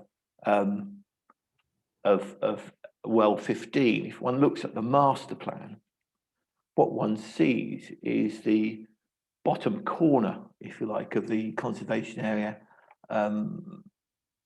is, if like, set aside, and the well 15 and indeed the other development is actually set quite some distance away from that for a couple of reasons. One is obviously the visual impact, but also I'll come on to, if like the likelihood of archaeology. So when one looks at what's being proposed around well 15, it's, if you like, contiguous with the development at Riverside, which is in itself a modern development and would not, I would suggest, be contrary to the or impact on the conservation area in that context, in that location. And these points aren't points that are being made by me. They have been, it has been subject to a heritage statement, which again was submitted at the Regulation 19 stage, and in particular paragraph 5.13. So when one looks at the heritage statement, some work has been done. Both desktop research and a magnetometer survey of all 3 sites has been undertaken, both of the open fields and so that's well 1 and 2 and well 15. And there's no clear evidence for potential archaeological features, but there is obviously the impact of ploughing in well 1. Some activity has been identified immediately to the south of the site, and the conclusion is that the impact on buried archaeology might be inevitable because of the ploughing, but actually overall, if one reads the conclusions, this is not seen to be something that would prevent the development of the site, and that is a view shared by the archaeological team of Herts County Council, who have obviously looked at their own records as well, one would hope, of looking at the work that's been done. So in terms of the archaeology of these sites, they have been, if like fully investigated. The mitigation would be, especially in terms of well 15, would of course be trial trenching where that work has highlighted potential points of interest. But if you look at the detail and the findings of the work that's being done, they are limited areas, if you like, within well 15. So it's exactly the type of work you would expect to be done for a site coming forward. And to be honest, exactly the type of work you would expect to be done pretty much on any site that was coming forward around Welling, given its history. And the way forward is a robust way forward, I would suggest. Thank you. Okay, thank you. Right, let's move on to transportation. Could I start by asking Mr. Collier? We were discussing the bridge at the end of Singlers Marsh before. I'm presuming that you were not excluded from conversations if there were. So could you confirm that you've actually seen the layout that Mr. Bolton was talking about? And if you've got concerns about it, then please say so. The primary question I would address to you is, if the bridge wasn't put in, how many dwellings on that access across onto Fulling Mill Lane and then Kimpton Road would the County Council support, if any? Thank you, sir. Good morning. Yes, Anthony Collier on behalf of Hertfordshire County Council. Yes, the highway scheme has been sort of engaged, well, they've engaged with us in development of that scheme from several years ago. And yeah, the principle of that as an access agreed, as sort of identified in their own work as sort of the main requirement for the site. It was agreed, you know, the challenge of this examination and that in the length of time, some of the design requirements of highway infrastructure have changed somewhat. But I think that the principle and the nature of what they're suggesting is yes, still acceptable with some minor tweaks at later stages. In fact, that would have been a consultation or discussion with us as an isolated section of HCC. So that's the transport aspects of that scheme addressed. That wouldn't have involved engagement with ecology, for example. Again, with Fulling Mill Lane, the improvements to that, yes, we would expect and require pedestrian footpaths now to be able to access Welwyn as a settlement, the village itself. On those grounds, talking about this access, Fulling Mill Lane, the bridge itself is a significant constraint. And as we've only considered all of the sites as the option, I suppose, and with the constraint of the bridge not having a footpath and the relationship with the roundabout, the potential for safety issues, our position would have to be that we could not support any additional development on any of the 4 parcels of land unless either the bridge came forward or improvements to enable safe walking and not impacting on the roundabout were put forward. But no evidence is in front of us for that situation. So yeah, our position is that the 260 odd units are accessible off that proposed infrastructure. No additional housing could be supported off the existing infrastructure. Okay, so that's nothing at all then. So there's no no opportunity to develop part of Welwyn 2 or Welwyn 16 without the bridges widened. Oh yes, absolutely. That would be my view at this stage of plan making. Yes, yes. Okay. Anybody else want to say anything about transportation? Councillor Morris. Good morning, thank you, sir. We touched yesterday on the question of the Digswell site about alternative routes, and yeah, one assumes that Fulling Mill Lane is widened as has been outlined earlier this morning. We have somewhere in the region of 150, 200 houses in, or is it slightly more, in the sites discussed this morning. If we then take account of the houses that already exist on Fulling Mill Lane, Kimpton Road and Oak Hill Drive, we're above, I think, and my maths is a bit shaky this time in the day, 300 for the alternative route. Have highways considered whether there is a need for alternative route and whether that route could be met or how it could be met? Because the north end of Fulling Mill Lane ends in a rather interesting and very wet ford, followed by a rather complicated and, dare I say, damn dangerous junction with Codicut Road. So that's my first point. Is there an alternative route being considered? Secondly, with a mind to looking at the sustainable accessibility, and I'm very happy to defer it to then, I have a question as to whether it would be intended for buses to come up Fulling Mill Lane, because that would imply there's quite an exit route without them having to do a 3-point turn in the middle of Fulling Mill Lane, which I submit, irrespective of the width of the road, would be rather tedious. And if we're not going to do that, then the nearest bus stop from Well 1 is over a kilometre's walk away, and I submit is not going to be used very often. And finally, with all the building that's been sanctioned or has been proposed as part of the North Herts District Council plan, that is going to throw very, very much more traffic onto the B656 Connecticut Road. And the problem there is that road is already peak time, going and coming in the mornings and evenings, particularly heavy, which then throws onto Link Road and then the bypass, and all because of the A1M smartening deferral. I don't need to go through that. I'm sure you're very familiar with that.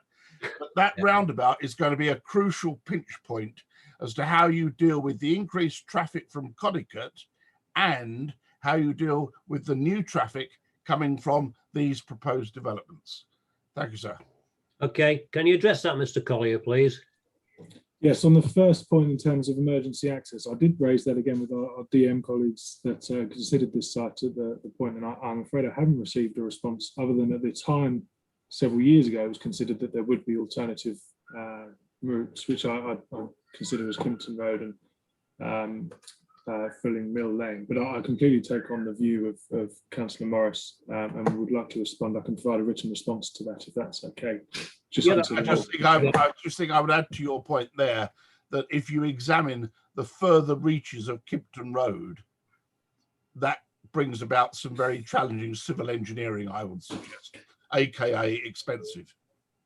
Yeah, okay, and I welcome the engagement with the promoter as well on his views on that, as you can resolve with discussion with the emergency services.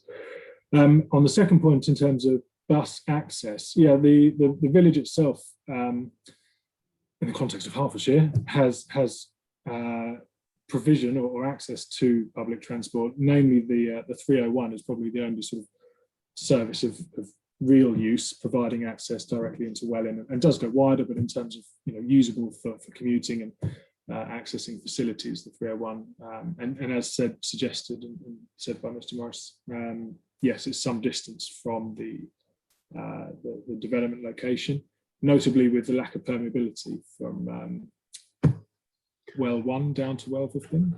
There is another service that operates on the B656, but yes, fairly less frequent and really sort of after 9 o'clock, 2 hourly type service into and out of the local settings. So yes, this is where we would need to come back to our standard of requiring every new dwelling to be within 400 metres of a bus stop or access to bus services. And that's a very challenging number to make in certain situations, this one being the one. But it sort of needs to be evident as the quickest and most direct route possible is certainly achievable. And yeah, perhaps the bus service, as a result of that distance being as long as it is, would need to be looped into the site. Raises more questions about that, as bus services tend to not like going into sites coming off their routes, although they may be willing to amend their route slightly to sort of come down to the B656 perhaps. Sure, and yes, as I'm sure every single resident and person in the area understands, the impact to the road network is currently poor, notably on Welwyn bypass. The site has been included at the current level in the strategic modelling that's been undertaken, which accommodates all of the growth in both the North Herts plan, East Herts, well, all HCC's Hertfordshire County Council growth, in effect, plan growth, and wider as well.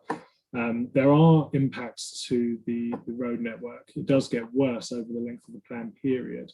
The mitigation is planned in the area with the GTP schemes, growth and transport plan schemes, on both the B656 and B197, along with, and yes, if we don't go into discussion, that's probably best, the improvements to the smart motorway scheme. So the network is, extremely congested in this area, and the mitigation is both a strategic level and likely to be further from the site itself to minimise its impacts. But I don't see that the network would improve over the lifetime of the plan.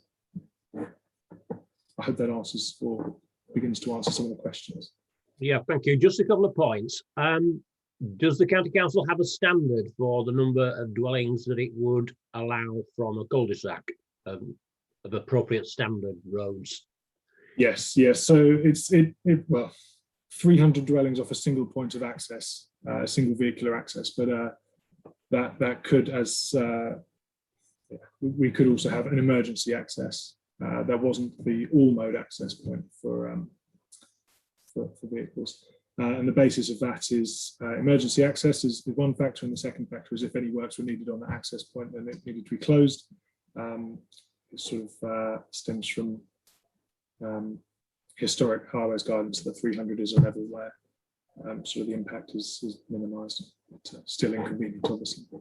Okay, thanks for that. The other point, I don't know what experience you've got in bus services, so if you're not appropriate to answer it, tell me, but I mean, what's your professional view about the likelihood of buses penetrating into this area? You mentioned the service 301. Is that a service that terminates in Welwyn that could be extended, or is it that something that's going from, I don't know, somewhere to somewhere else? Yeah, I would suggest that the routing for the existing services, all the existing services, is pretty convoluted in terms of negotiating its way through Welwyn as a village. And typically, the operators, they're like the most direct route, and I think everyone understands. When you get on the bus, you want it to go from where you're going to where you want to get to without it wiggling around all over the place. I think the nature of the site, notably the gap in land ownership between Well 1 and Well 15. Would likely preclude the inclusion of a looped route that comes within 400 metres of all the homes. However, there may be opportunity in Well 1 to provide a loop. I think if you wanted more opinion on that, the best way would be to actually discuss it with an operator, and they would look at sort of the commercial opportunity and the impact of the addition to routes diverting through that point. What I would say is the route with 301, whilst it's very regular service, it's a long service. It goes from two distances. Sorry, it goes from where? Just looking. St Albans. I'm sure. Stevenage, St Albans. So it's a long route. So it's already okay. Yeah. And they don't like to add in things that No. Challenging. So there isn't a bus service that terminates in Welwyn that could be extended into this area? No, not that I'm aware of, no. No, okay, thanks. Mr. Bolton, did you want to come back? Yes, please. I don't think I've actually spoken on transport yet. So, yes, just a number of things to go through. Firstly, with it being 250 or 300 dwellings off a cul-de-sac, that's simply not the case. If one looks, Kimpton Road goes past the site. Yeah, you don't need to tell me about the geography of roads in the area. I've driven and walked around them. Okay, so you fully understand that. I understand, yeah. Yeah, that it's not a cul-de-sac. No, there's 2 points of access. What representations are said about the roads to the west. Okay. What you also, I'll draw your attention to, is the master plan, which identifies for the main part of the site, a roundabout with 2 points of access to the east and to the west, and then a number of circular routes off that roundabout. So actually internally, there is no cul-de-sac of any particular or worrying length. Furthermore, when one looks at the master plan, you will note that there is the provision to make access or take access through to the council, past the council garages onto Wilga Road. That has been discussed, and it has been discussed whether that could, if you like, be used as a bus route, and in order that it doesn't provide, rather than the bus coming out and doing a loop, it actually extends, if you like, current bus routes. In terms of how close bus routes are, both the county council and the council say in their submissions to you, it's within 400 metres of bus stops providing 6-day-a-week services. It also makes the point that the ability to make the area accessible to, if you like, the rest of the town, not just along Fulling Mill Road, but again through access to the north, is a positive element of the scheme. Further, the county council say that package 15 of scheme for the scheme 210 include the sustainable transport corridor along the B656,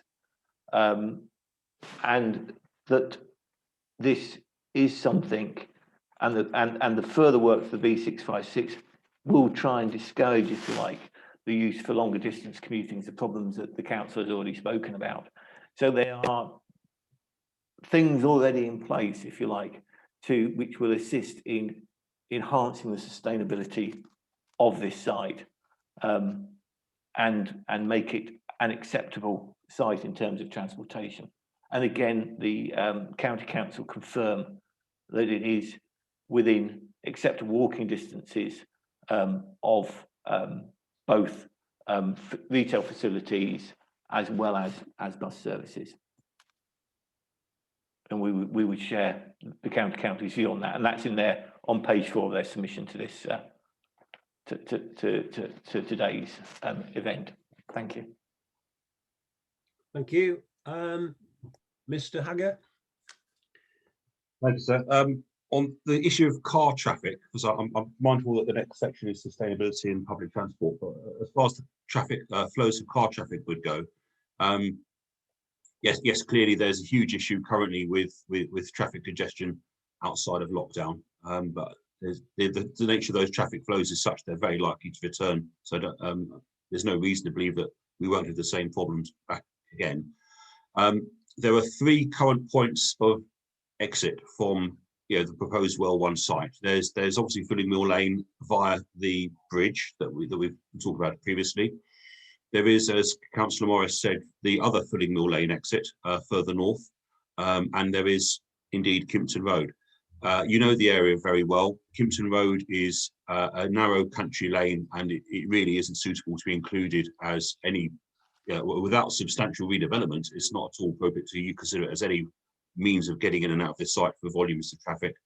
The northern Fulling Mill Lane access, as Councillor Morris said, would require extensive remodelling at the northern end of Fulling Mill Lane. It's not at all suitable for 2-way traffic at the moment. We'd lose a very valuable natural feature in the sense of the ford, where the river flows across the road as well. And the exit onto Codicott Road is currently considered very dangerous by locals and would only get worse, clearly. The other point then is about the possible 4th exit point via Wilga Road into the Hallbush estate. That is, looks good on paper. If you've had a chance to walk around the Hallbush Rise area, you'll know it is totally impractical to consider putting even a minibus size vehicle up and down that road on a regular basis. Local people there struggle to get their cars in and out. And as part of the previous consultation, I asked people there what they thought about running a bus service, and there was, most of their replies were frankly unprincipled. It is totally not a viable option to put a bus, something the size of a small bus, down that road.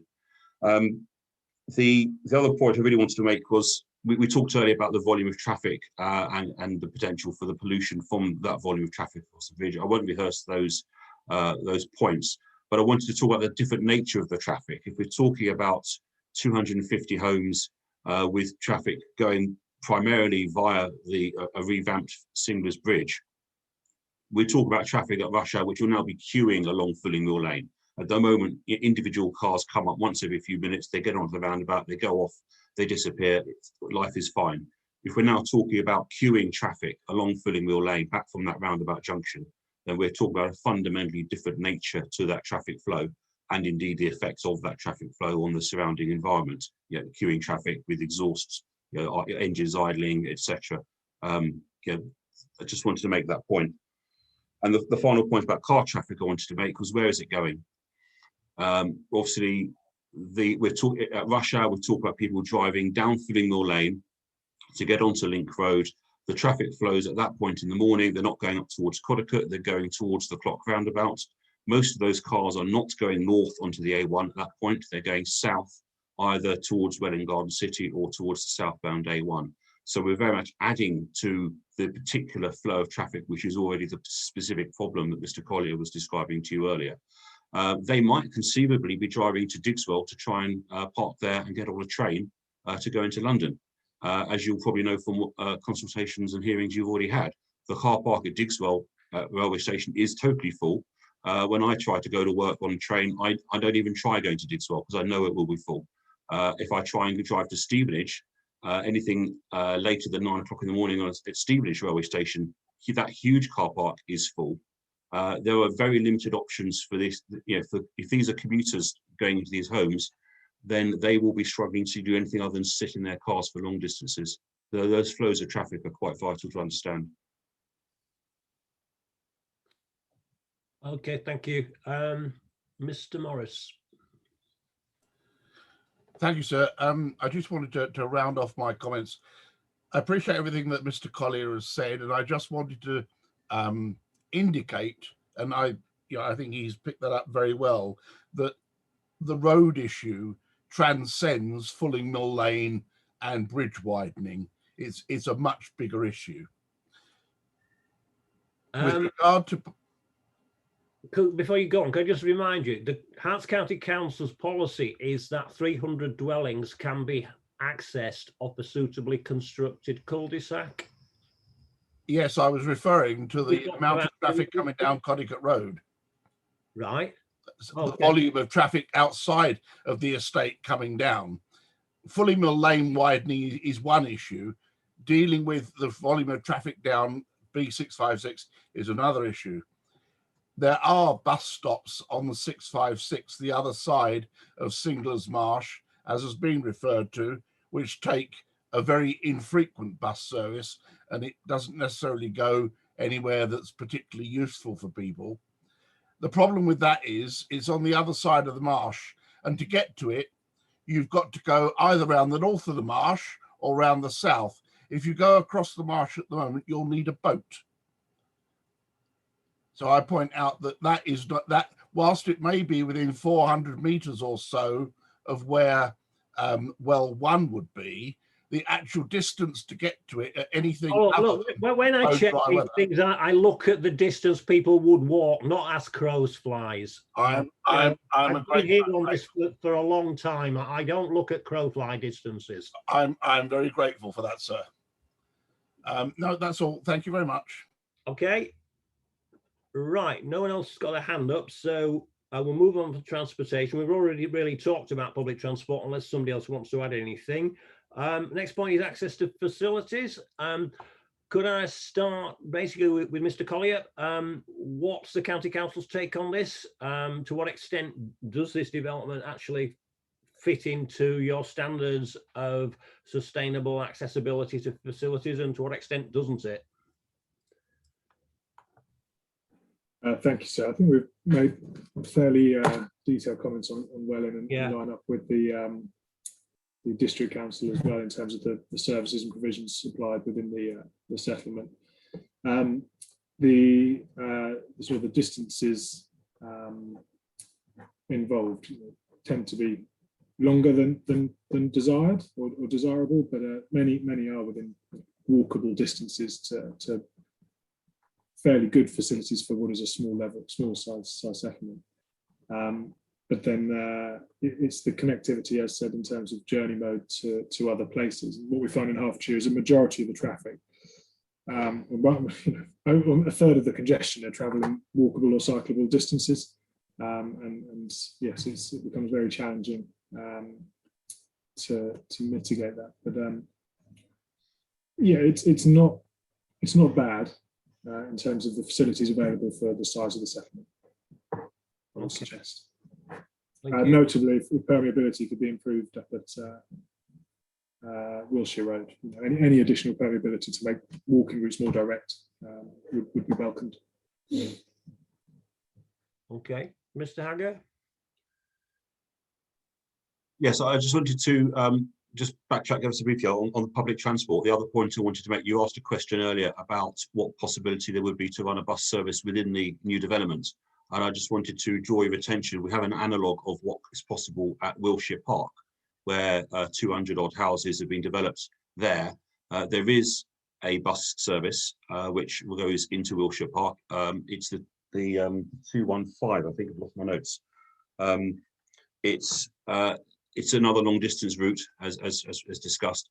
It seems to be timed to cope with the school run for secondary school kids to get to Monk's Walk. So there's one run in the morning around 8 o'clock. There's one run in the afternoon around 3 o'clock. So in no way is it feasible to use that for commuting. And so I'm just suggesting that might be give you some indication as to what might end up being the case with any potential bus service in and out of Welwyn. As far as the distances go, I got up my ordered survey map last night and measured it. The HELA assessment from the council remarkably has exactly the same words for the distances to bus stops, whether you're looking at Well 15, Well 2, Well 6 or Well 1, even though there's quite a distance between them. So I suspect there's been a bit of cut and paste there without any modification. If you take the nearest point of Well 1, so I'm being the most generous I can possibly be, the HELA statement says that Well 1 is within 400 metres of each of the 4 bus stops, 2 on Codicott Road, 2 on Church Street. As the crow flies, which actually for Church Street isn't too unreasonable, it's 640 metres, not less than 400.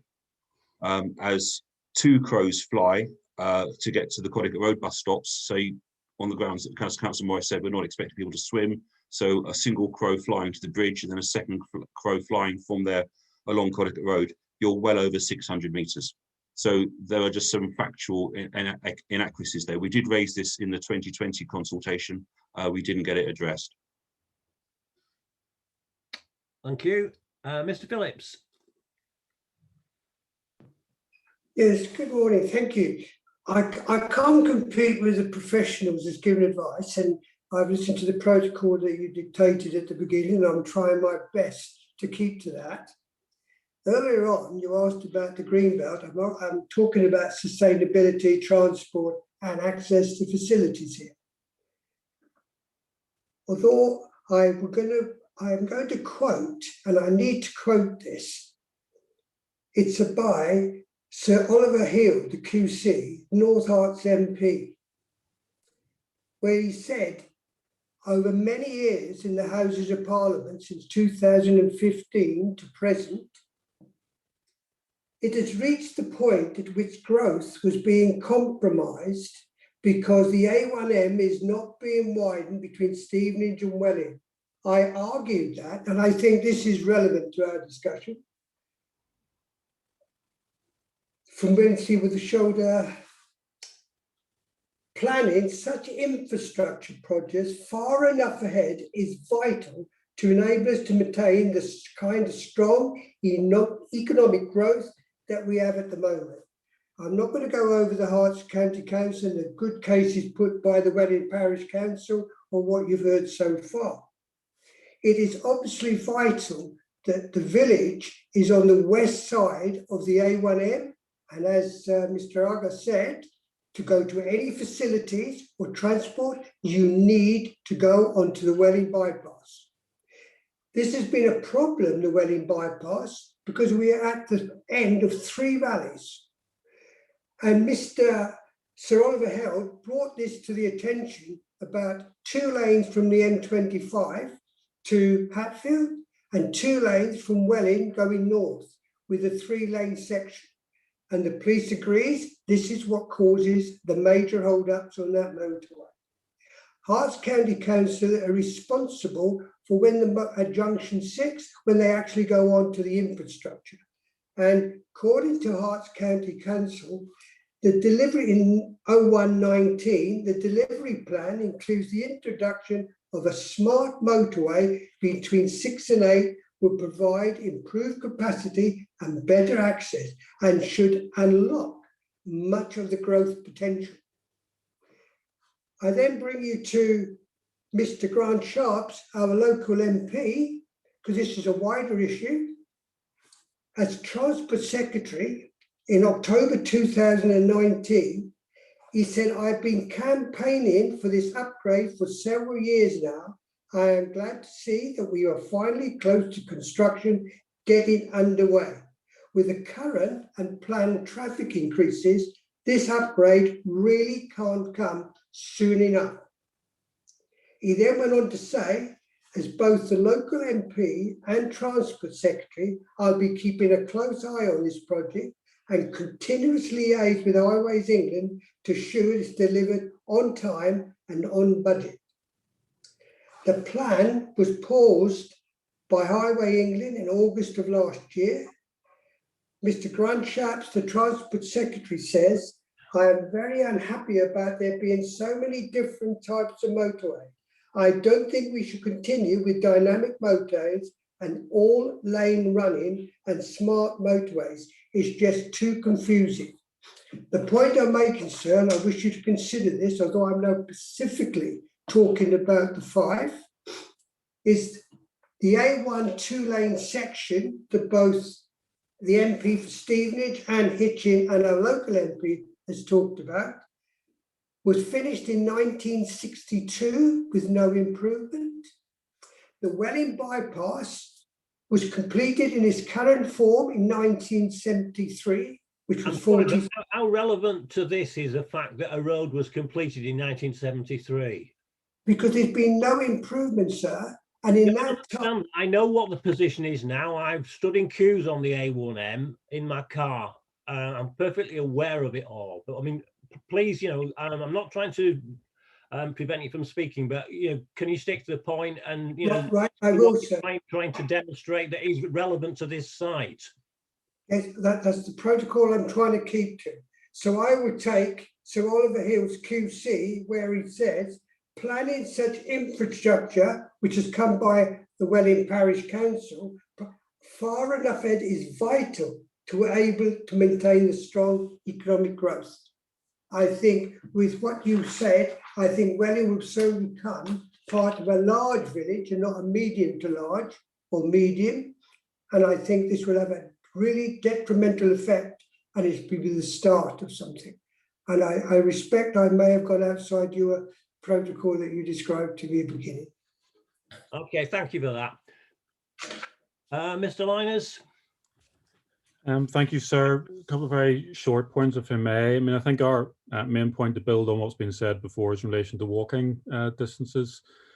We think that the distance, particularly to the primary school, means that the location of this site is not great at all as far as walking sustainability is concerned, and we haven't really heard any sort of ringing endorsement of sustainability in the general sense from the county council. I mean, we make it approaching 1,600 metres from the furthest point of well 1 through several junctions to the St Mary's primary school. Which we say is not a good standard of accessibility on foot. We understand that the developers have referred to the possibility of a new access route on the Wilga road, which is a little bit shorter, but it's still a fairly convoluted route to reach the school and other facilities near the school, even before you get on to delivery issues. So again, we're saying that in transportation terms, it's another constraint and disadvantage of this site to build on a series of others that have been considered already today. Thank you. Thank you. Mr. Hagger? Yeah, I just related to that point. I've already made the comment about distances to bus stops, and in terms of other facilities, yes, clearly there's a vast distance to school. It's also worth bearing in mind there are hills involved as well. So the chances of seeing young families getting to and from a primary school over quite extended distances without going by car, and I don't know if you're aware, but the rush hour outside the school is, and indeed through the village to get to the school, is very difficult because of the amount of car traffic dropping kids off at the primary school already. As far as the high street goes, if we're looking at can the local retail capacity cope with these new houses, I suspect it's a totally irrelevant point because there's no parking on the high street that can cope with the extra volume. So these are, we can fully expect people that live here to be getting in their car and driving to Welwyn Garden or to Stevenage to do their shopping. The chances of them actually adding trades to the high street are very slim. Sadly, obviously we want to protect the high street as much as possible, but they're not going to go there because you can't park. And likewise, Codicut, there's no parking in Codicut either. So these are not going to substantially add to that. They'll clearly add to congestion through the high street, but they're not really going to be able to add to the retail viability. I mean, accepting that parking in Welwyn Centre is difficult, why would somebody new moving into the housing estate built here be any less or more likely to use Welwyn Centre than somebody moving into a housing estate built 20 years ago or properties that were there 100 years ago? I suspect I'm thinking primarily about shopping habits, really. I suspect people who are already here will stick at it. People who are new to the area may well give it a go, find it's not possible to park and disappear. We've actually got evidence of this recently. We've had issues during the lockdown where 3 months into lockdown, the county highways department decided to make the high street one way as part of preempting issues, potential social distancing issues on the pavement. And we've had, it's taken us having taken that out 6 months ago, we still have people from the wider distance, people in Oaklands and in Digswell who used to come to the shops on the high street, who are only now discovering that they can now park again. Habits, changes of habits are very significant on this sort of thing. Yeah, but picking up on your point about nobody from this estate would use Welwyn Centre, then you could, use the same argument to say that anybody moving to an existing property in Welwyn from the country or elsewhere wouldn't use it either. But that can't be right, can it? Or no, as people move and die that live there, you'd end up with nobody shopping in Welwyn Centre at all. Absolutely. I don't think I probably wasn't trying to make that particular point. There is some small parking. There's enough parking right now on the high street for me to drive down if I want to, or others. But if we're adding to the volume, if we're adding 250 houses and no one from those sites is going to walk to the high street, then it's just simply, if they do try and drive and it fills up the available remaining parking, then that's the issue we're talking about. Yeah, I understand there's not enough parking. Councillor Morris? Very briefly, sir, your point about a new housing estate versus an existing one is surely the new one is incremental, whereas the other one is displacement. If somebody dies and somebody buys their house, they may very well replace their shopping. But if somebody in the village, if somebody sits on a new estate, that's incremental traffic. And I would call to mind the fact that the village car park is also servicing Bridge Cottage Surgery, which is the only GP practice for some considerable distance around. Thank you. Okay, thank you. Mr. Bolton? Thank you. Just looking at, if like, accessibility and walkability, the point being made that the bus stop on the B656 is some distance away. It's opposite of Vineyards, I think it is. And so if you go the long way round when it's flooded, it's a 10-minute walk. Obviously, if you can cut across Singlers Marsh, then it's much shorter. But a 10-minute walk to the bus stop, I don't think is a unreasonable walk to undertake. Walk from? I mean, it's an enormous site. I mean, it must take you, well, even me, beyond 5 minutes to walk across from the western end to the eastern.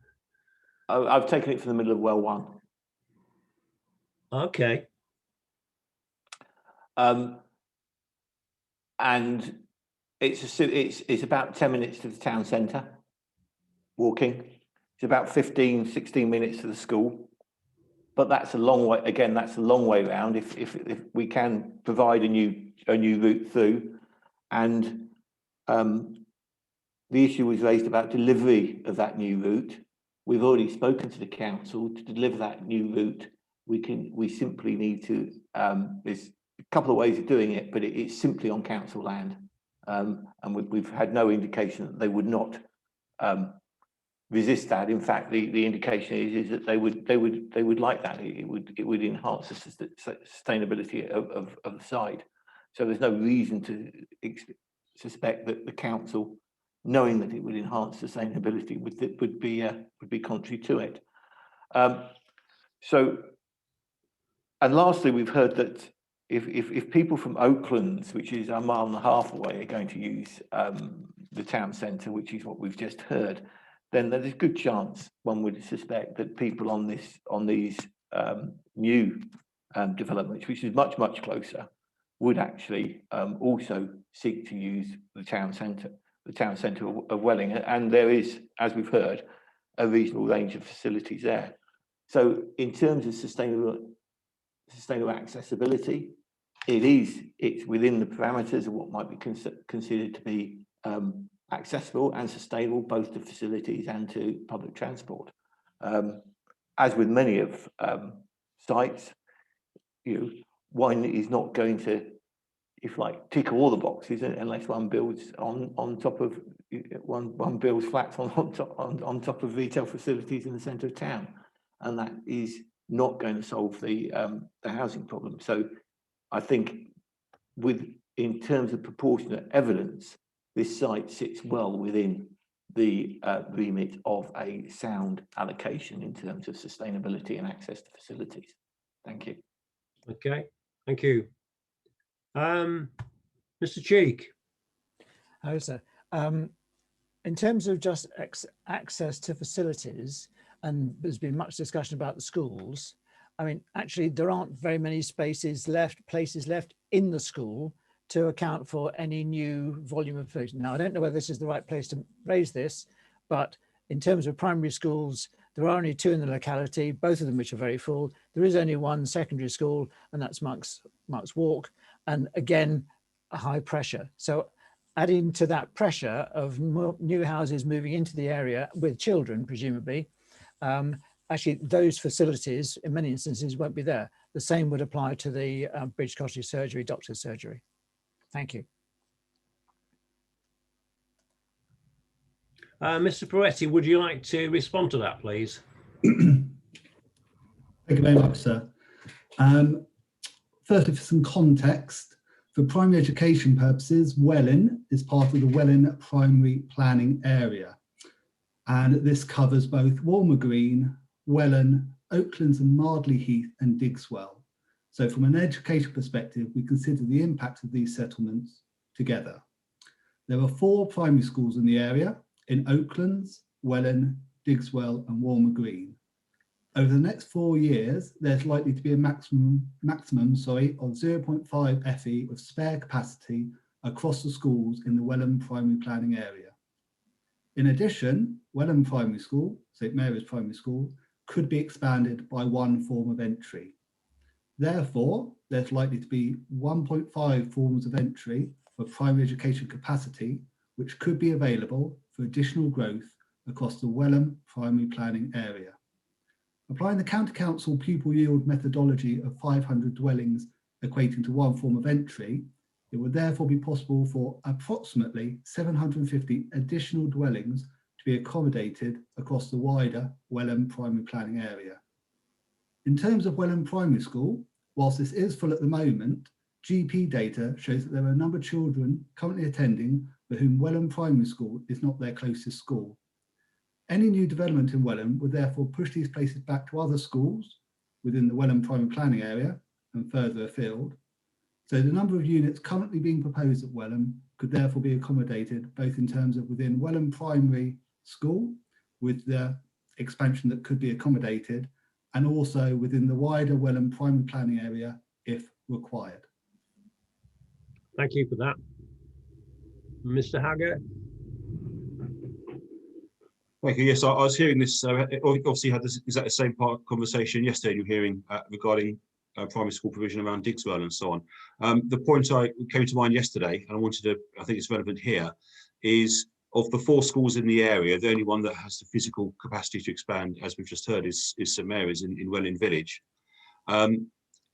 Yes, there is space on site to add extra classrooms, but it would fundamentally change the nature of the school, I understand from governors there that it would be impractical to consider, for example, ever having a whole school assembly. There is no assembly hall or sports hall large enough to take that extra size. So yes, classrooms could be added, but it would fundamentally change the character of it being a primary school for the with a sense of community at the school. So these are things obviously which come out in the detail of planning, but I thought it was worth mentioning that at this stage. It's not totally flexible as to how much you can expand that capacity at that side. But if size of school assembly hall is an issue, why couldn't your current assembly hall be converted into a classroom or classrooms and a new assembly hall put in part of the extension? I can't answer that question. I'm just telling you what I have heard. I don't know if Councillor Morris is in a position to add anything because he's closer to the school than I am. I'm not sure we need to take any further. You've heard what Mr. Peretti has said, and they're the Education Authority, and his evidence is that the Welling catchment area could take 750 additional dwellings, and we're talking about 250 here, a third of it. Indeed, but I think on paper that's fine. I think I'm just saying, as with many of the things we're debating this morning, we're talking about a fundamental change to what is currently not a town but a village, albeit a village with a very high number of houses. Do you want to come back, Mr. Peretti? Yeah, so I'm just going to clarify that the 1FE expansion from the desktop study work that we have undertaken would include everything that would be required to take that school up to a functioning 3FE primary school. So both classrooms and I guess what you would term as ancillary facilities. Okay, thanks for that. Mr. Morris. Thank you, sir. I will declare that I am a governor at Welwyn St Mary's Primary School, and in the past have been chair of governors. All I would say is that whilst I fully accept, and so do the governors, that expansion from a 2 to a 3 full entry year entry is feasible, I query how long it would take to go from the decision to expand to making that expanded capacity available, and therefore that surely would impact on the overall delivery of any development in terms of providing education that would require that expansion. And I submit, knowing the land very well as current chair of the Fabric Committee, that there are a limited number of options, none of them particularly quick. Thank you. But you're not suggesting there aren't options, and in the long term it couldn't be resolved? I'm suggesting there is nothing there that couldn't be resolved if you put enough resources to it. Thank you. Okay, that seems to bring us to the end of that. Let's move on to comprehensive development then. From what Mr. Collier said, really there can be no developments here without an improvement to Singlers Bridge. That probably means that some or all of the sites have really got to be developed comprehensively. I'd be interested to know, first of all, how that would happen, given that Mr. Bolton's only speaking for 3 of the 4 sites, and also to what extent does viability play into this? Do you have to build 250 houses to be able to afford to pay for Singlers Bridge improvements, plus all the other requirements, presumably money to education, etc., for an expanded school, or is a number less than 250 viable? Mr. Bolton?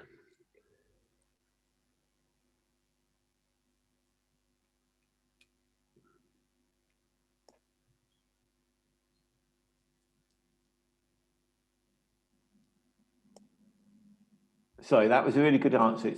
It's a pity that my mic was off, but I'll try again. Yes, the viability work has been undertaken and has been submitted to the council. In terms of what needs to come forward, it's well 1 and well 2. And we are, because they are actually owned by the promoter, owned outright, and well 1 and well 2 would be able to fund the necessary highway works as well as if you make other other contributions, including the full 35% affordable housing. So yeah, that's all been worked out, and so that's the answer to your question, and that brings it down to, I can't do the maths, but around about 200 units, I think, something like that. Okay, so it's not necessarily essential then for well 6 and well 15 aren't essential for funding the infrastructure works to the bridge. No. Okay, thank you.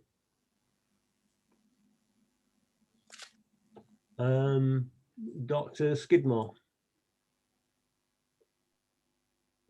Thank you, sir. Just a question for Bolton. If well 15 is not being developed up front, well 2 is not contiguous with the Greenbelt boundary. How does he manage? How is that to be managed?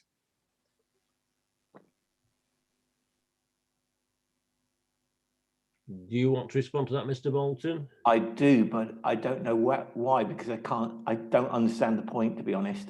Well, I think what he's saying is that you can only release land if it's adjacent to the urban area, and if you're not releasing well 15, then how can you release well 2? Is that a reasonable summation, Dr. Skidmore? Yes, sorry, perhaps I didn't make it clear. Well 2 is not contiguous with the Greenbelt boundary, and it can only effectively be activated for development if well 15 is considered. Okay, understood. Well, the simple point is that the Greenbelt boundaries can be drawn to include sites that remain open. They don't have to be developed. Otherwise, you would have greenbelts running in around all school playing fields, etc., which you don't. So there is no the long-term greenbelt boundary is, I think, how we've set it out. But the question was asked was whether or not all those sites are required to deliver the infrastructure, and the answer is no, they're not. But that doesn't diminish the fact that I think the Greenbelt boundary, in order to deliver the housing I consider required, should be redrawn along the lines that I'm proposing in terms of looking at all the sites together. You mentioned 200 units. Is that the actual limit? If you have less than 200 units, it's not viable? To be fair, sir, I will need to go back and check the viability. It's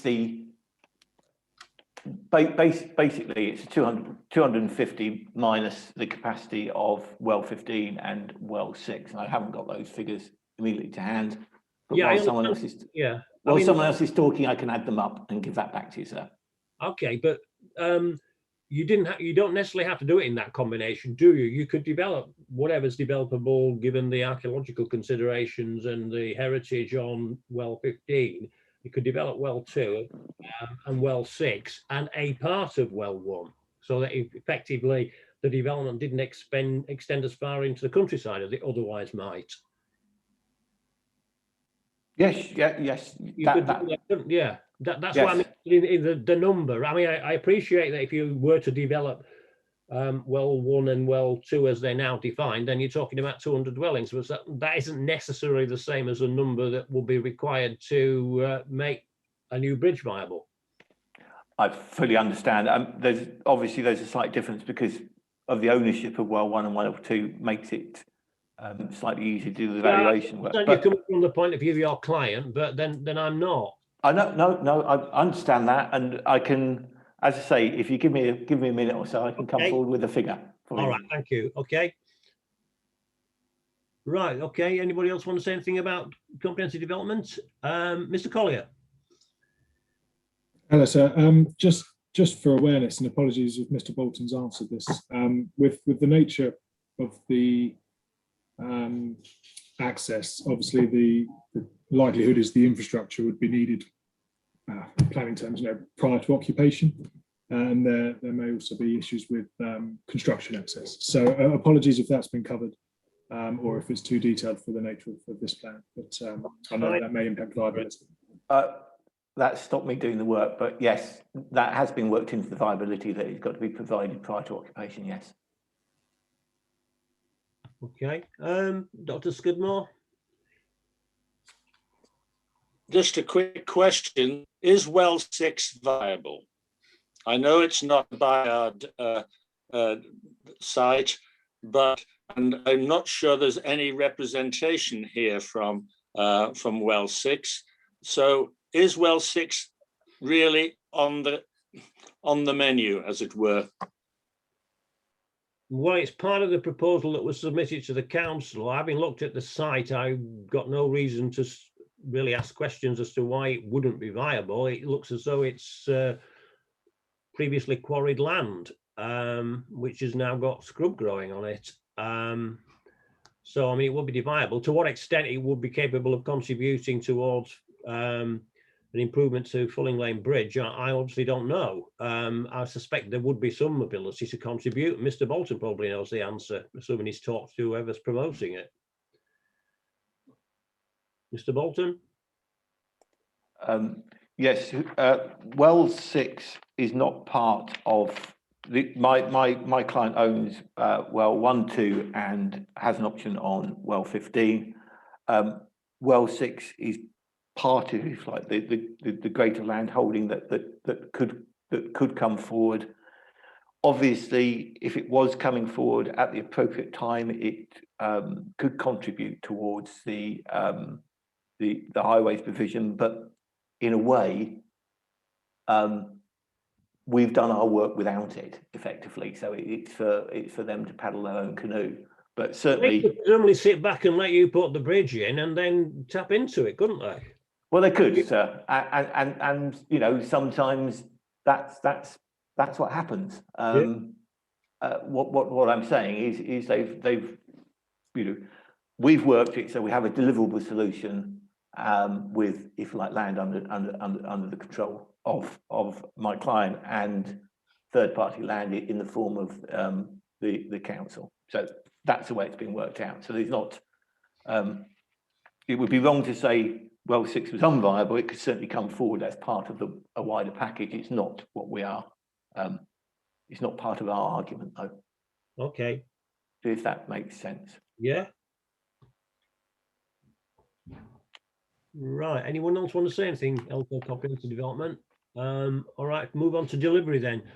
I'm sensing that this may or may not, would probably be not possible to contribute to 5-year land supply. I don't know whether the council has an opinion on that. I suspect Mr. Bolton does, and he no doubt thinks it will do. Do you want to say something, Ms. Tarley, at this stage? What's the council? How have you put it in the housing trajectory? Well, the healer has assessed it as having potential to deliver within 5 years, but I think we feel that, particularly given the works to the bridge, and potentially if the school, if there's going to be an issue with expanding the school, then we think perhaps a more realistic prospect is in years 6 to 10. Okay, thank you. Mr. Bolton? Thank you, sir. Well, certainly the site's deliverable. There's been a quite extensive evidence base built up regarding the constraints that all sites face, if you like, and especially those around Welling, which we face. We have done the homework on that, and that evidence is before you. So in terms of there being proportionate evidence and being deliverable over the plan period in terms of MPPF paragraph 182, certainly we pass that test. In terms of where we are in terms of producing completions within 5 years, we've already done the highways design. Yes, we've got some tweaks to do, but we're on board with it. We know that the council have appointed surveyors to start looking at doing the deal. They've been held in abeyance while awaiting the outcome of the local plan process, because it was at one point, it might have gone in this site, now it hasn't, but you know, that process has already been started about the acquisition of the land. The land's in the ownership of the promoter. Is not or the two sites that are required to deliver the infrastructure. So there's no activation of agreements there. Established links already to national house builders. We've got a master plan produced, which was at Reg 19. We've done the viability work. We know we can deliver the 35% affordable houses. We know what we're doing in terms of third-party payments. In terms of heritage statement, we've already done the geophysics work on that. So we know where we might be shallow trenching.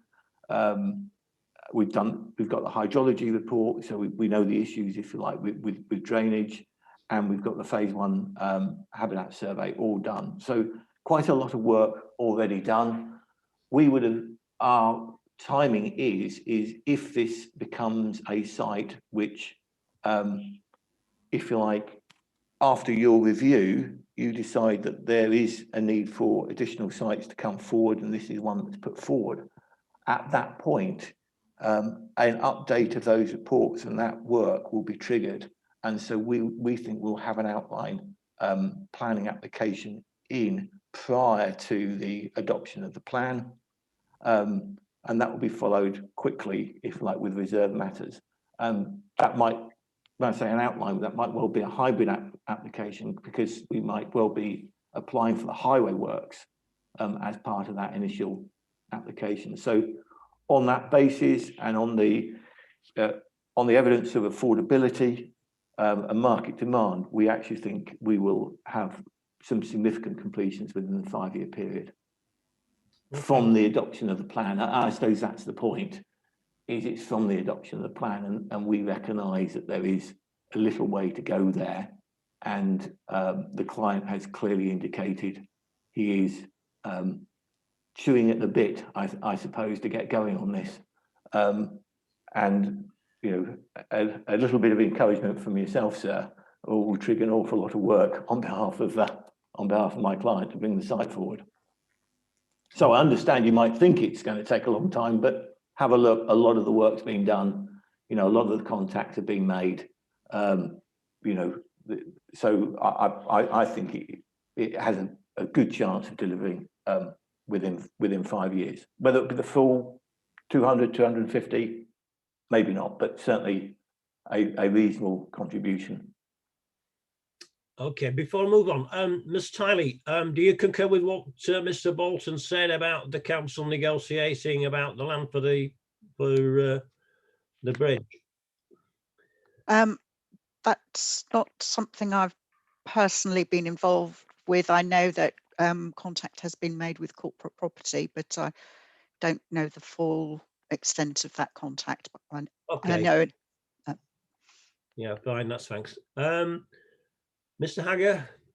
Just on that last point, I had a conversation with the head of planning at WHBC 2 weeks ago, and he told me there had been no conversations, substantive ones about that. So that's, you need to verify that with WHBC directly, I would imagine, just since you've asked the question.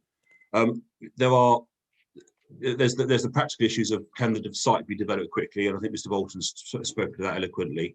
There are the wider issues as to the infrastructure, and I just wanted to return briefly to the Singlers Marsh. There's 2 points that we haven't really covered, which clearly, given the need to put the road through the marsh, are pretty relevant.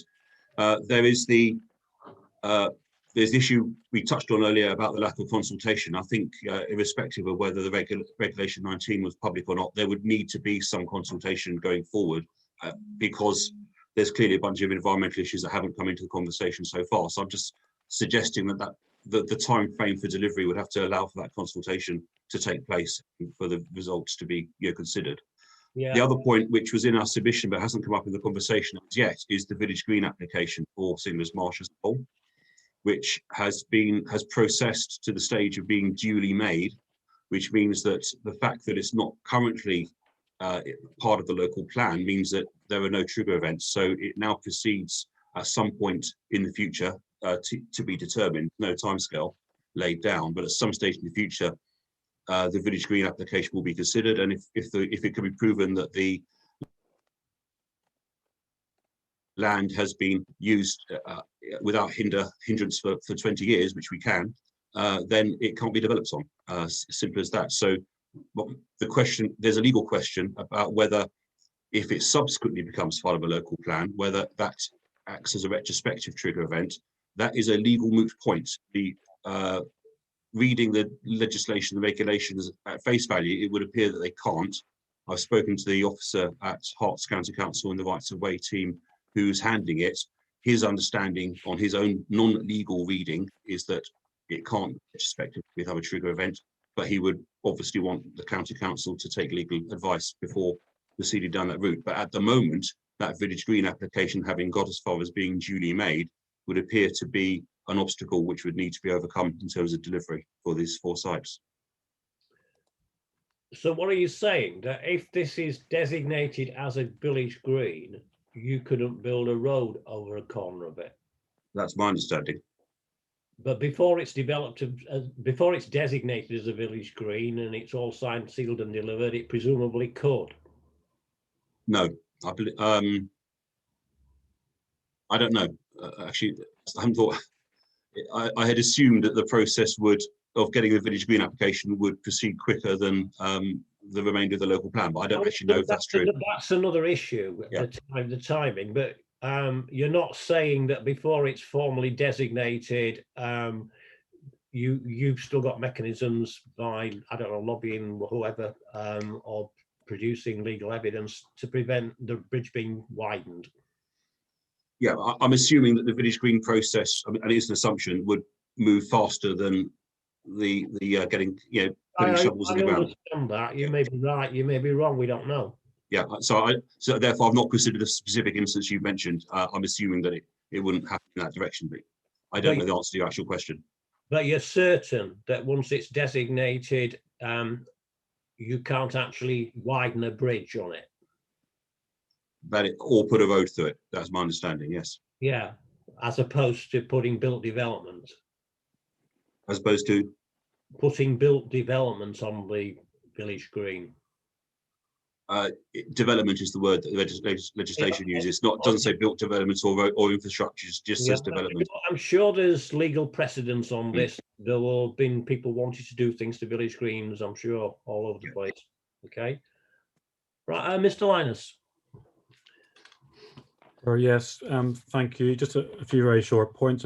We tend to agree with the council that delivery within 5 years is highly optimistic. I mean, there are constraints to be dealt with, as we've heard.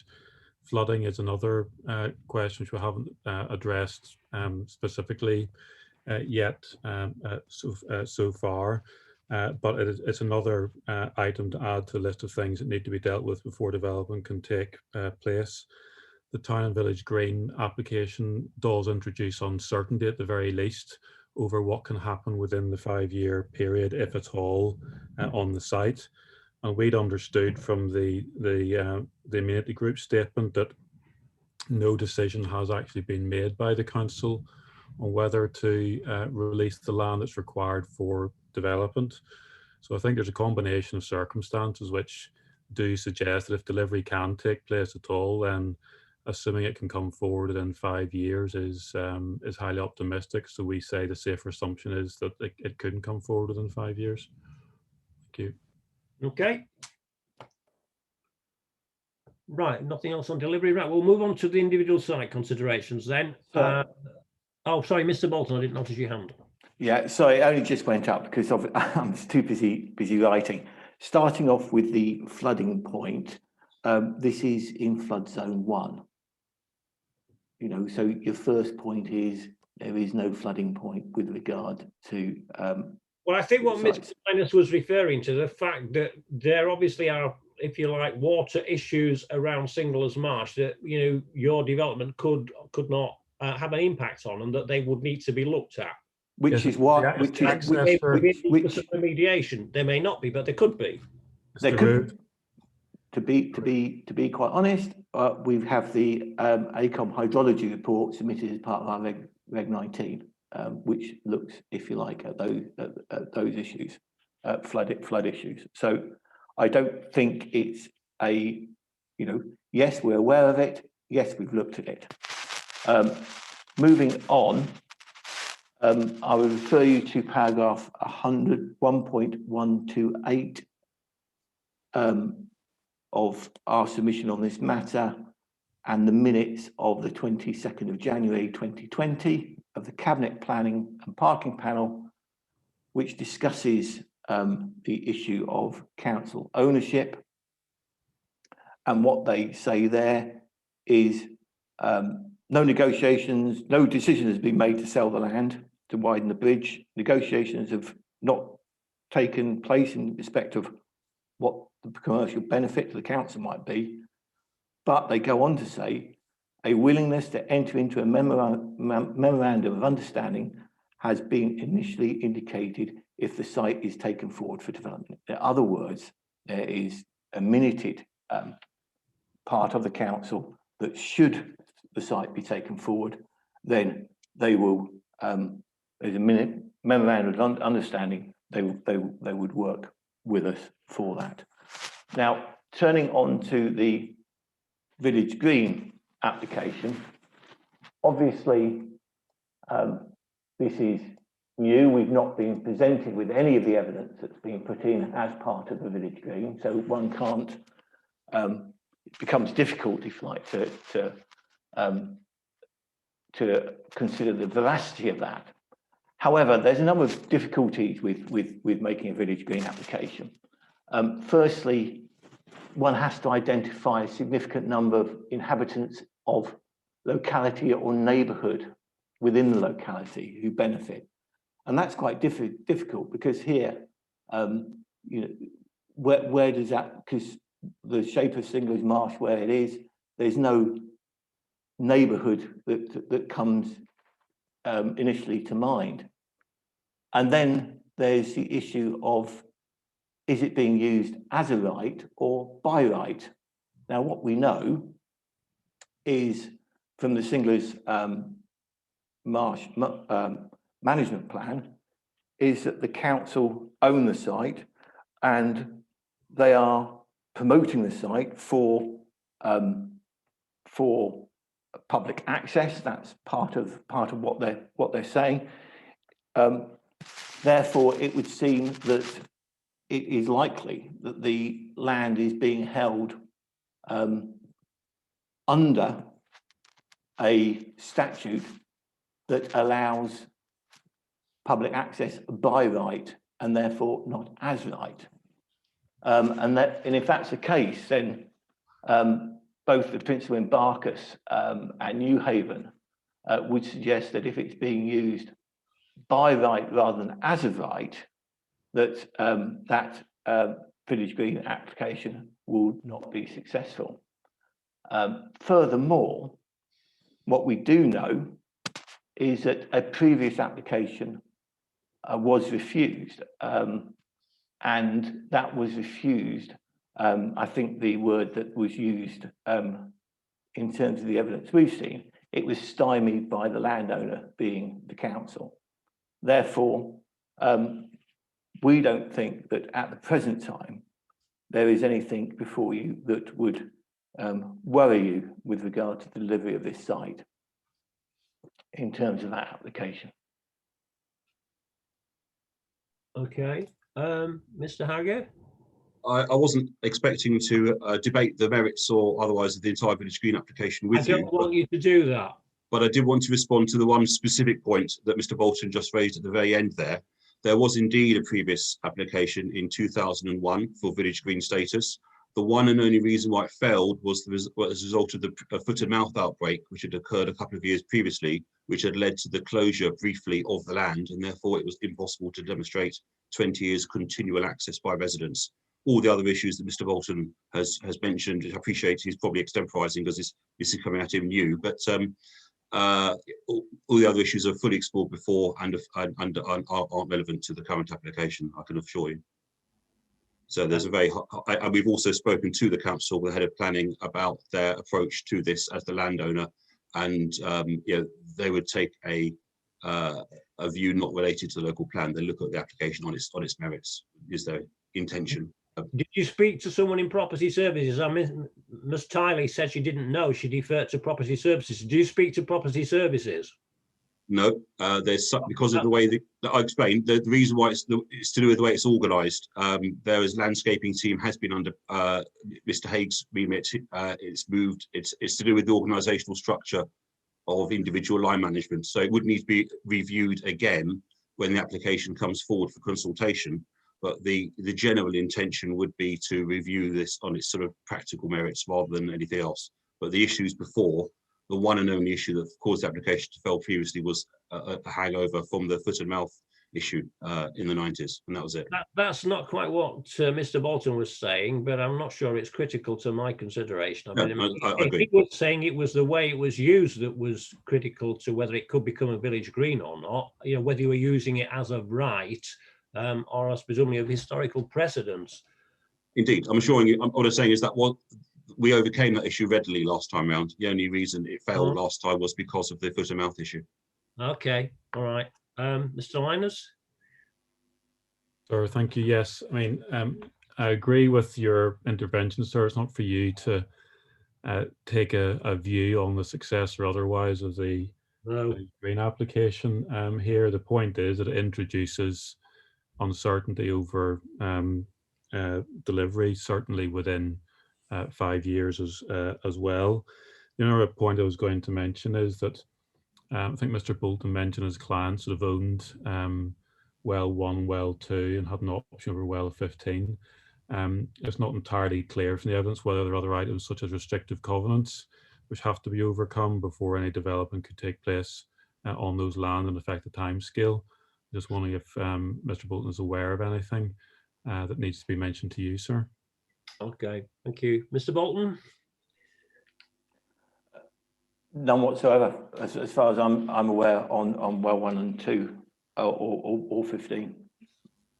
Right. Well, we may just need to take instructions that we anticipated there may have been certainly restrictive covenants on well 15 potentially, but perhaps, sir, if there's any evidence that needs to be provided on that, we could identify that for you. Okay. I mean, what sort of covenants are you thinking of? Restricted covenants that prevent the construction of anything more of any new development on land, including well 15, anything more than a single dwelling, for example. There may be some more that we can assist. Obviously, we mentioned to Mr. Bolton beforehand, see if we can reach some agreement with you before anything's put into the examination. Okay, all right, fair enough. Mr. Bolton, do you want to come back? Yes, I mean, I will. You know, my response is to the best of my knowledge. Yeah, so I've not been informed of any. If there are any on well 15, I don't mean to have misled you. I will certainly talk to Mr. Linus if he and try and see whether any are of well 15. Any come up. Obviously, well 15 isn't the major part of the proposal, and as I've already said, the proposal is deliverable without that. One further point, or two further points I'd make on the village green point is what was the situation in 2001 might be different now, because it depends upon which statute the council is holding the land under, and that can change over time. So the situation as it existed in 2001 might not be the situation which exists now. When one looks at what the council have done in terms of the management plan. I've got Mr. Hagger's hand going up. I don't want to keep this sort of debate about the village. I actually have another point to make on the village green. I don't really want to hear any more about it. Thank you. Well, just one further point, because it is important, and it's a point you, in direct answer to your point, which is, does it stop any development whatsoever? What the council could do, they could apportion the slither of land that's required for the road, and they can use that under the Local Government Act. They can apportion land from the village green, and then, if you like, what has to be done, that has to be compensated, and that slither of land that's required could be compensated either on our site in terms of provision of further open space, or, if you like, on other land owned by the council. So there is, if you like, it's not quite the deadbolt that is being presented to you. Do remember, I am not finding this site sound or unsound necessarily. I certainly aren't finding it sound through this process. All I will be doing is writing a report to council and, saying whether or not I think they can provide more dwellings in Welwyn and the wider area or can't, and whether or not this and other sites should be looked at. That's about as far as I'm going to go. So yeah, I need to know about delivery, and I've heard enough to make my own conclusions on whether this site could deliver anything in 5 years or not. That's all I need to know. So anybody else who wants to talk about the village green, please don't. I don't want to hear any more. Right, Mr. Phillips, you've got your hand up. Sorry, I didn't particularly want to participate anymore with my statement. Please accept my ignorance on systems and what have you. But you brought up delivery, and I've heard Mr. Rhinus and the other gentleman saying about delivery of the plan and the council within 5 to 6 years. Surely we're all in agreement that the Welwyn bypass can take any increase of traffic, including this. I know I don't want to frustrate you, but surely the A1M now is on hold. There is no plans. So that traffic can't go anywhere, whether it's pedestrians, public transport, or normal traffic. And that should be taken into consideration. And I'll take the words of Sir Oliver Hill, where he says our infrastructure projects should go far ahead. And I think that should be taken into consideration with all the properties within the Welwyn Hatfield, specifically to the Old Welwyn and Walmer Green area, because the roundabout on the north side of the Welwyn bypass will take all of that traffic. Okay. Sorry, but thank you. Thank you for that. Right, let's move on. It's now just after 12:45. We have another hearing starting at 2 p.m, so I can't carry on much more, and I'll be very loath to actually reconvene this discussion. We've gone on now for nearly 3 hours. So please, keep your comments brief from now on. I'll move on to individual site considerations, and we'll go through them one at a time. If anybody wants to say anything about any of them individually, then please raise your hands. So first of all, Welwyn 1, Welwyn 2, Welwyn 6, Dr. Skidmore.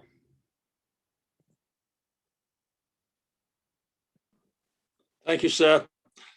In relation to well 6, one of the questions you have asked in your matters and issues is the relationship with the adjacent site owned by North Herts. Yeah. Our representation indicates, first of all, that it is not part of the North Herts local plan. Secondly, it is effectively a big hole in the ground. Well 6 is flat, not, as I think you suggested, an old quarry, but the adjacent land is a hole in the ground. It is clearly not going to be developed. Okay. Anything else on well 6? Right, let's talk about well 15 then. And I'm aware that there are likely to be archaeological remains underneath the site. I'm also aware that it's adjacent to the conservation area and that both have therefore got heritage implications that need resolving. Does anybody want to say anything about those, or are people happy for me to rely on the evidence that people have submitted? Mr. Bolton? Well, just quickly, sir, just to remind you, the heritage report under our Reg 19 has, if you like, all the results with regard to the geotech, etc., which are fed into the master plan. If you want to look at that level of detail. Yeah, okay. Anything else from anybody? All right, okay, all the considerations. Anybody got anything else they want to raise? Mr. Hagger? Yes, I appreciate you're not taking views about soundness or whatever out of today's session, but just to link together a couple of comments we made earlier. There's the council's own policy SP1 in terms of the sustainable development, referring to simply doing what's possible where environmental and other infrastructure permits. I think that's been a large part of the conversation today in terms of both whether the Singlers Marsh route is viable and whether local amenities. So I just want to highlight that in the context of SP1. That I think if there is potential there to argue that there's lack of consistency between different parts of the proposal if these sites were to come back in. And then just the other point in terms of the framework itself, I've just mentioned earlier, we talked about Singlers Marsh, the formal submissions over the years haven't really looked at the river, and I've made the comment previously about the fact that the river represents an irreplaceable habitat. There are issues we don't need to repeat as to whether or not there's been enough contribution for wildlife and natural bodies on that, but clearly that's the key point that's standing, and we would argue that goes against section 11 of the framework as a result. Okay, don't forget that as well as the points you raised, the strategy is talking about proportionate distribution around the district. So if there's not to be proportionate distribution around the district, there needs to be very good reasons to find that such a diversion is sound. Okay? Understood. I think we're trying to argue that there are reasonable grounds, but I take your point. And the same arguments that you're raising will no doubt be raised in every other village settlement around Welwyn Hatfield. I think the only point I'd make that Dr. Skidmore yesterday, you heard them in terms of Digswell. Indeed. The only thing I'd say is in terms of what Dr.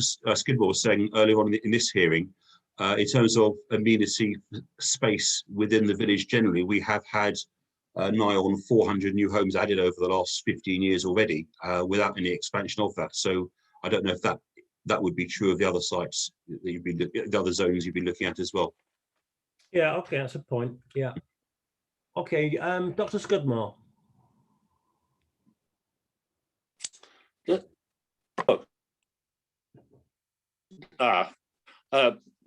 Thank you, sir.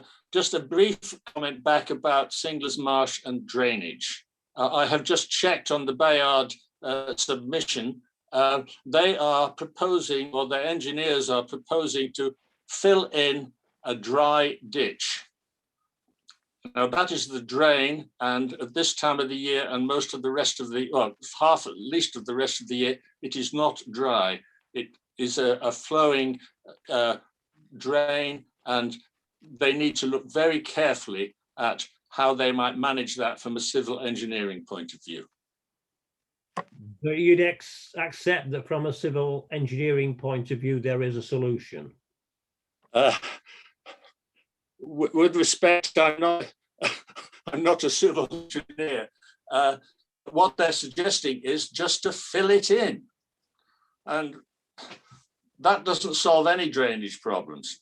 No, I appreciate that. I think the concern is if your starting point is to think of it as a dry ditch, then you might come up with solutions that don't work if in fact it turns out to be a wet ditch, which is what it is half the year. That's really what I'm saying, yeah. Wet or dry, I would be amazed if the council didn't consult the appropriate drainage people about it. And the issue is, can a solution be put forward? Usually a solution can be put forward to these sorts of things. Is there any evidence that a solution could never be put forward to resolve it? So as I said, you're quite right. That's a civil engineering challenge. Yeah. Mr. Linus?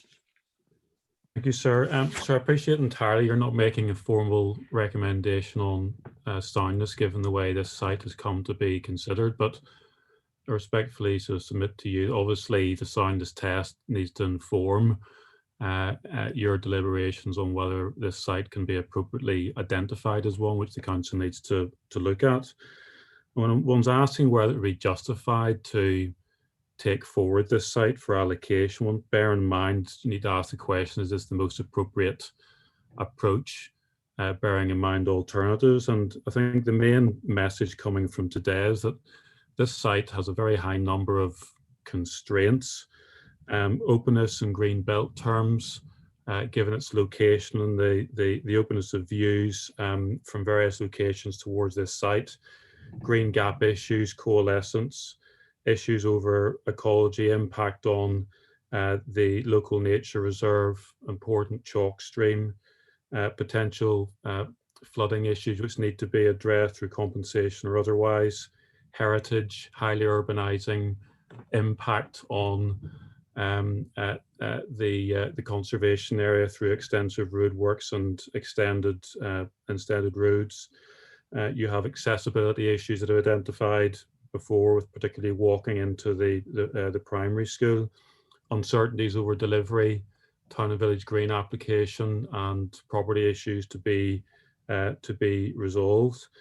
And the fundamental points are, it does beg the question, if one assumes that the OAN so stays where it is in particular, is this really the most appropriate strategy for Welwyn to allocate a site with this list of constraints in circumstances where there may well be other ones which can identify needs? And I would ask you that to bear that in mind, that there may well be other locations in Welwyn which serve any need that requires to be met by Welwyn, and this list of constraints for this site suggests it's not one that should be taken forward. Thank you. Okay, I mean, in response to that, I mean, all I can say is that there were a lot of sites considered in Welwyn. A number of smaller ones came forward that in context of the Regulation 19 plan. This was the only other site that went through the council site selection process and was recommended to members to be included in the plan, but members had other ideas. I mean, that is really the only basis on which I'm examining it, just to see whether or not that decision to overturn the officer's recommendation was soundly based, if you put it in a nutshell. I've heard what's been said today, and I've no doubt Ms. Tyler's heard what's been said today. In fact, I'm certain she has. But it's a matter for Ms. Tyler and her colleagues to decide whether or not the previous assessments that they made are at all questioned by what's been discussed today. I can't, and I'm not intending to go telling the council to, replace this site with other sites in Welwyn. It's not my job to do that. Sir, but obviously with the test of soundness, and there's probably a sustainability appraisal context to this as well. If one's looking at whether or not reasonable alternatives have been examined, there may well be circumstances where a failure to look at sites which don't possess same constraints as those which ultimately end up in the plan does become an issue of soundness. And yeah, I agree with you there. But I mean, as we stand at the moment, I'm assuming that the council has done a good job and they've looked at all the alternatives, and they put forward what they thought was the most appropriate site or sites, we could take the others as well, to meet the needs of Welwyn as they saw them. As I say, I mean, they may well change their mind, but that's a matter for them, not for me. And the only, if you like, way I can intervene is if I come, having considered all the evidence that's been submitted and said today, to the conclusion that whatever happens, I would not be able to find this site sound in any circumstances, and I would say so. But I've still got to think about that. Mr. Bolton. Thank you, sir. I know Mr. Linus has helpfully summed up, if you like, all the evidence that has been put before you in terms of the constraints he's identified have all been, and for a site which is at this stage, which is, if you like, an emission site, you have a great deal of evidence about whether or not it can pass the test of being deliverable in terms of the test of soundness. In terms of the green belt, you have the evidence of the council and the nature of the sites they are already releasing. You have their assessment of the boundaries, and you also have my commentary on that. In terms of ecology, you have not only the ecology of the sites being looked at, but also Singlers Marsh, and the impact of the road on Singlers Marsh has been looked at in evidence. and there has been the opportunity for others to produce evidence to the contrary, and that's not been done.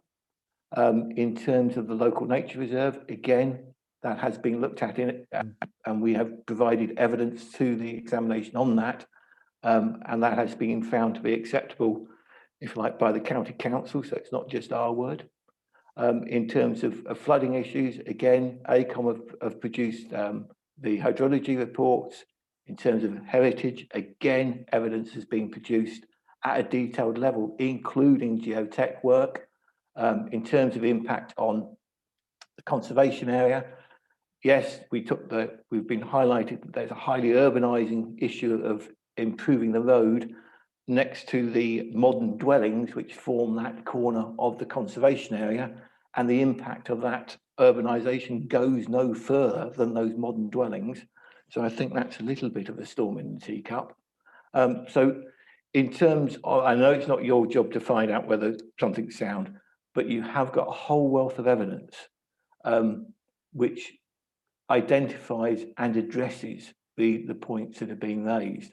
And to be honest, I think that puts you in a position where the site may be justified. I fully understand that you are reliant on the councils to having looked at all other sites as part of the SA, but I think that's where me and you started almost 4 years ago. So that was whether or not they've done that, and I think they've recast it.